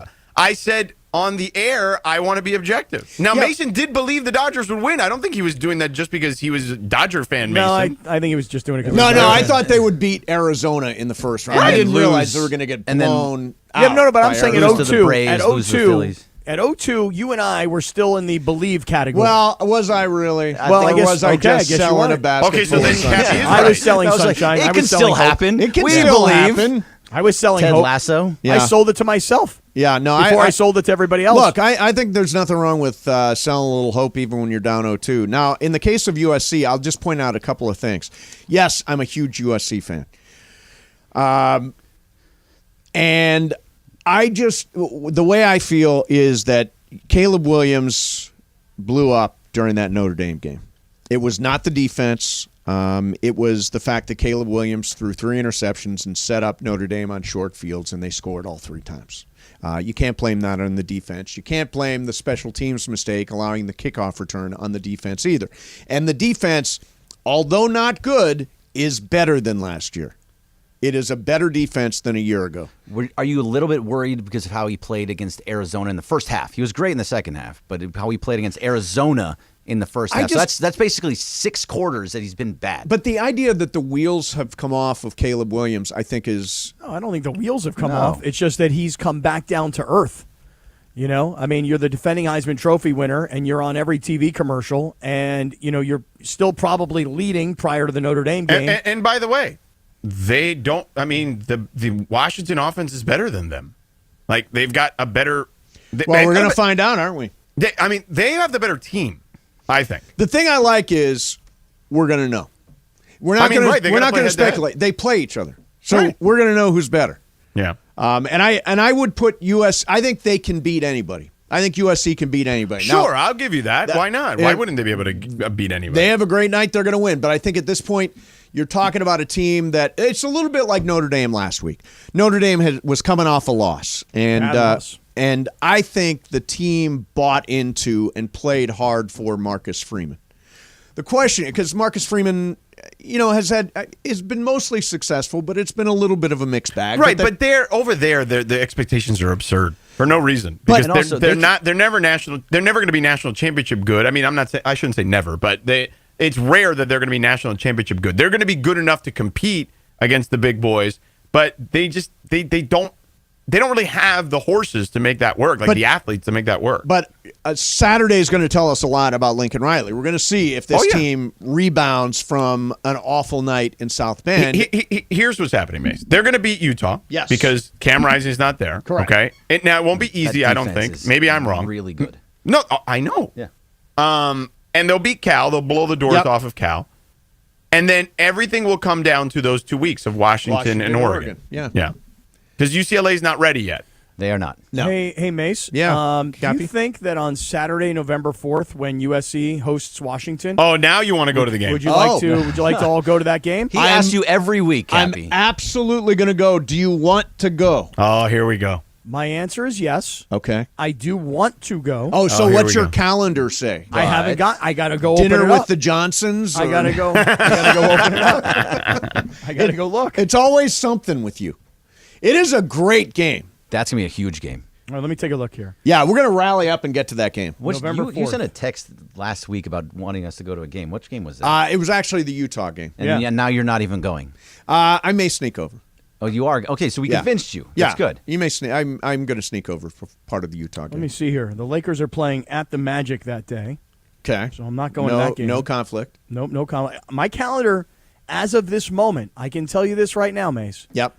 My calendar looks clear right now. Now, well, can you put this on your calendar and say this is the thing I'm going to do? You have that ability. I'm going to put it on my calendar. Then after the day's broadcast, Yeah. I'm going to go see the boss. Oh, okay, got it. And I'm going to ask her, can I go to this game? Would Rachel not want to come to the game with you? I'm going to give up on that as a. Oh, as is a that thing. right? Yeah, I'm going to give up on that. I'm going to say it's going to have to be me, either solo or me and a bud. You and a bud. Yeah, I don't think I can convince her to go to a game. Well, see if you can get a commitment. Maybe I if will get the Colorado was tickets. playing. If Colorado was playing, maybe she'd go. You know, Coach Prime fan. Coach Prime. Yeah, no. If you make the commitment, I will make sure we get the tickets. Okay. Cappy, if you want to see Coach Prime, he's going to be at the Rose Bowl on the 28th. So next Saturday. Oh, wow. That's right. Yeah. You should go see your guy, Coach Prime. It's already sold out. You know what? I'm going to go as Coach Prime for Halloween. Just the same way. Just be careful. What do you mean? Be careful. What, you can't wear a Colorado sweatshirt and some. You can't do that like Lindsay said. You cannot do that. Yeah, I don't like that at all. What are you talking? Wait, hold on. I don't like that at all. What? Wait, you can't wear a Colorado sweatshirt with some of those sunglasses and a Colorado hat and a gold whistle and go, I'm Coach Prime? You can't do that? No, that you could do. You can do that. Yeah, You can do what's that. wrong with that? Don't be doing like impressions and stuff like that. Yeah. What kind of impressions? The impression that you do whenever you try to do his voice. You mean like we coming? We coming? Yeah. Oh, we here. We here. We here. Yep. He That's trademarked bad? that, so be careful. Speaking bad? of we here, Oh, yeah. she there, right, Linz? Yalva. I'm here at Yamava. And How much are you giving away? You can win $1,000. Very nice. Nice. So you, $250 a quarter of this awesome TNF game that's going to be on tonight. Can't wait for the Jags and Saints. Big, huge matchup. and you're at the 909 Sports Bar at Yamava tonight giving away money. Yeah, so even if you don't have like a rooting interest in either team, you could still come and root for yourself to win money. There you go. Don't hate baseball. Come on. Just because it's the Jaguars Saints. Think if it was like the Jaguars and the Browns, how into this game we'd be. I know, because it'd be the Browns, along with a lot of other Browns fans. But There's a lot of Jags fans. A lot. Tons of Jags fans in Southern California. They're going to be all over the place at Yamava And by the way, today. Trevor Lawrence is starting tonight. Oh, he is starting. He He was going to play. questionable, He is so he's going to playing. play. Yeah. Wow. Wow. All right, so this was a really interesting show today. Yeah. How did this all happen? What did I miss? Because I got in at about 3 o'clock, and I heard Sedano on, and I was like, hey, what's going on here? What did I miss? Okay, today? so Ireland is in Palm Springs getting ready for the game. We got the game for you tonight, by the way. Lakers versus Suns at the Acrisure Arena in Palm Desert. This is the last preseason game. Yes. Until it all counts on Tuesday. So Ireland did an hour from his hotel, and I would ask a question, and then about 3 seconds later, I would get an answer. You could actually hear. Honestly, it never felt that way when I was listening to it in the that's car. good. Oh, good. We could hear all of it. I could actually hear Mason's I'm telling you, question coming back. I listened for a good 20 minutes in the car from the airport, and I could not tell that there was a huge delay or that I couldn't hear you back either. Okay. Are you? Well, maybe we'll. Are stick you with saying it. who's making stuff up then? No, I'm not saying you're making stuff up. I'm sure you guys in the studio could hear it, but I'm just telling you, even on the app, which is clearer than AM radio, I could not tell. Okay, Good. And by So the way, anyway- you can hear the Laker game on the ESPN LA app. Yes, you can. download All it. Laker games, as a Yes. matter of fact. So, Cappy, Ireland after an hour bailed. Then me and Bergman did an hour together. It's going to go straight to the Radio Hall of Fame. Then Sedano jumped in. Then you jumped in. And it's just been kind of a hodgepodge kind of operation Oh, here. you know what I found in this studio here in Charlotte? I got something, a little prop. A Oh, bell. boy. What radio Morales station? Would love this. People love dings. I love the ding. People don't really like the ding, I but don't like the ding because it's so high pitched. that's what it is. That's what people don't like. Georgie, what radio station you at in Charlotte? The ESPN radio station in Charlotte. Okay, we don't have like the call letters or anything like that. 7:30 ESPN. Got it. Yeah. 7:30 ESPN, home of Babe Laufenberg. Not really. No, that's No, Dallas. that's not. Maybe. Home of Babe Actually, Laufenberg. home That of was Bobby amazing day. Bobby Rosinski, I believe. There Yes, you go. he was the Carolina Panthers play-by-play guy for a long time. So tomorrow at 1, there'll be a more normal show. Ireland's going to be back in studio, right? Well, not for us. So tomorrow's show for us, because Cappy's going to Vegas. So I think he's doing backyard brick for a few minutes. Are you or are you not, Cappy? At calling JT in. the Brick's house, popping I'm calling in. I'm not going to JT's house. I'm calling in. I'm not out of pocket. Oh, okay. Yeah, I'm not out of pocket tomorrow. I'm not out of pocket. And DeMarco Sedano, will you're be doing on. a game. I'm in pocket. DeMarco will be on with Corporate Greg and Chris. Yes. And then Cappy's going to pop on, and then I'm going to pop on my phone app because What's I'll that be face? in Winston-Salem. Mason's We're making not- faces. we're not on yeah, YouTube, Yeah, are we? we're on We YouTube. are on YouTube. Oh, Why are you well, making those faces? It's going to be an amazing show. I'm looking forward to it. Yeah, you should listen the whole way home. George, but Scheduled when you use my that day around. Comrex on your phone, there's the delay, man. Yeah. There's a delay on that for sure. That's why I'm only going to pop on for like a couple segments here I'm and there. calling in. I'm calling in old school. No, we On don't a need you phone. on No, the we don't phone. need you on the phone. What, you mean Comrex? You think Comrex is better when there's a delay? Yes, it's still clear. It sounds We don't clearer. have any studios. We have an ESPN studio in Vegas. In Las Vegas. Yeah, ESPN Vegas. Isn't there And an Backyard ESPN Brick. Vegas? Do you Right have on one the in? strip. Is there one at the Venetian? Oh my It's God, right yeah, the next link. to it. It's literally right next to it. It's at the link. Okay, I'll be there. Wait, but here's the thing. I actually think that studio's closing. Oh, that's a But, shame. but will it be open tomorrow? It might still be open, but it's closing at the end of the year. So yeah, it is open tomorrow. Do you want me to look into it, Cappy? Are you being Nah, serious? nah, it's all right. I'm I gonna. didn't- He wanted no part of that, Lindsay. I'm just gonna He call wanted in. none of it. I'm gonna Comrex poolside. Exactly. Yeah, right. All right, we're back tomorrow. Stay tuned. Lots of stupidity Yeah. with Sedano and Cap leading up to Lakers basketball. Slee with the pre is coming at 5:30, I think, right? Yep. Yeah, 5:30 after us. And then tomorrow's a combo plate. Yep. Yeah, combo plate with a lot of different. There's gonna be a lot of different offerings in the afternoon version of the combo plate. We're going to spin the wheel of hosts tomorrow Yeah. at some point. All right, have a great show, guys. See you tomorrow, 710 ESPN. Yeah, well, Crosstalk, Super Crosstalk was brought to us by our friends at Tequila Mandala, award-winning artisanal small batch premium sipping tequila, founded by a couple of guys just like you. One from Jalisco, Mexico, the other one born and raised in SoCal, down in Downey, with a vision to create a sipping tequila meant for sharing with friends and loved ones. You know, Kirk and Craig Kartosian, Beto Ibarra, all our guys at Tequila Mandala. We love them. They have that beautiful extra añejo hand-painted ceramic bottle in there with a special one-of-one ESPN LA 710 logo. It's right there, usually behind that middle seat. So you can see it on the YouTube when we're doing the YouTube. You've heard us talk about it. You've seen us talk about those beautiful hand-painted round ceramic bottles. Certainly a conversation starter, but nothing like the nectar of the gods inside, whether it's the Blanco, the Reposado, the Añejo, or the Extra Añejo. Elevate your tequila game today. Make sure Tequila Mandala is with you at your next occasion, whether it's the carne asada, holiday party. Holiday parties are happening. Halloween party, right? Coming up. Thanksgiving. Have it at one of your events. You can go to any of their any of the places that sell it. You can go to tequilamandala.com to find out that, Bevmo, Total Wine, those places. But by the way, if you go to any of those places, make sure you ask for it, because we just found out it's the number one most stolen bottle because the bottle is so pretty. People are jacking the bottles. Don't be jacking my bottles of Tequila Mandala, bro. All right, follow their social journey at Tequila Mandala that's their handle on all their social media channels. Again, available everywhere fine tequilas are sold. Go to their website, tequilamandala.com, for a store or restaurant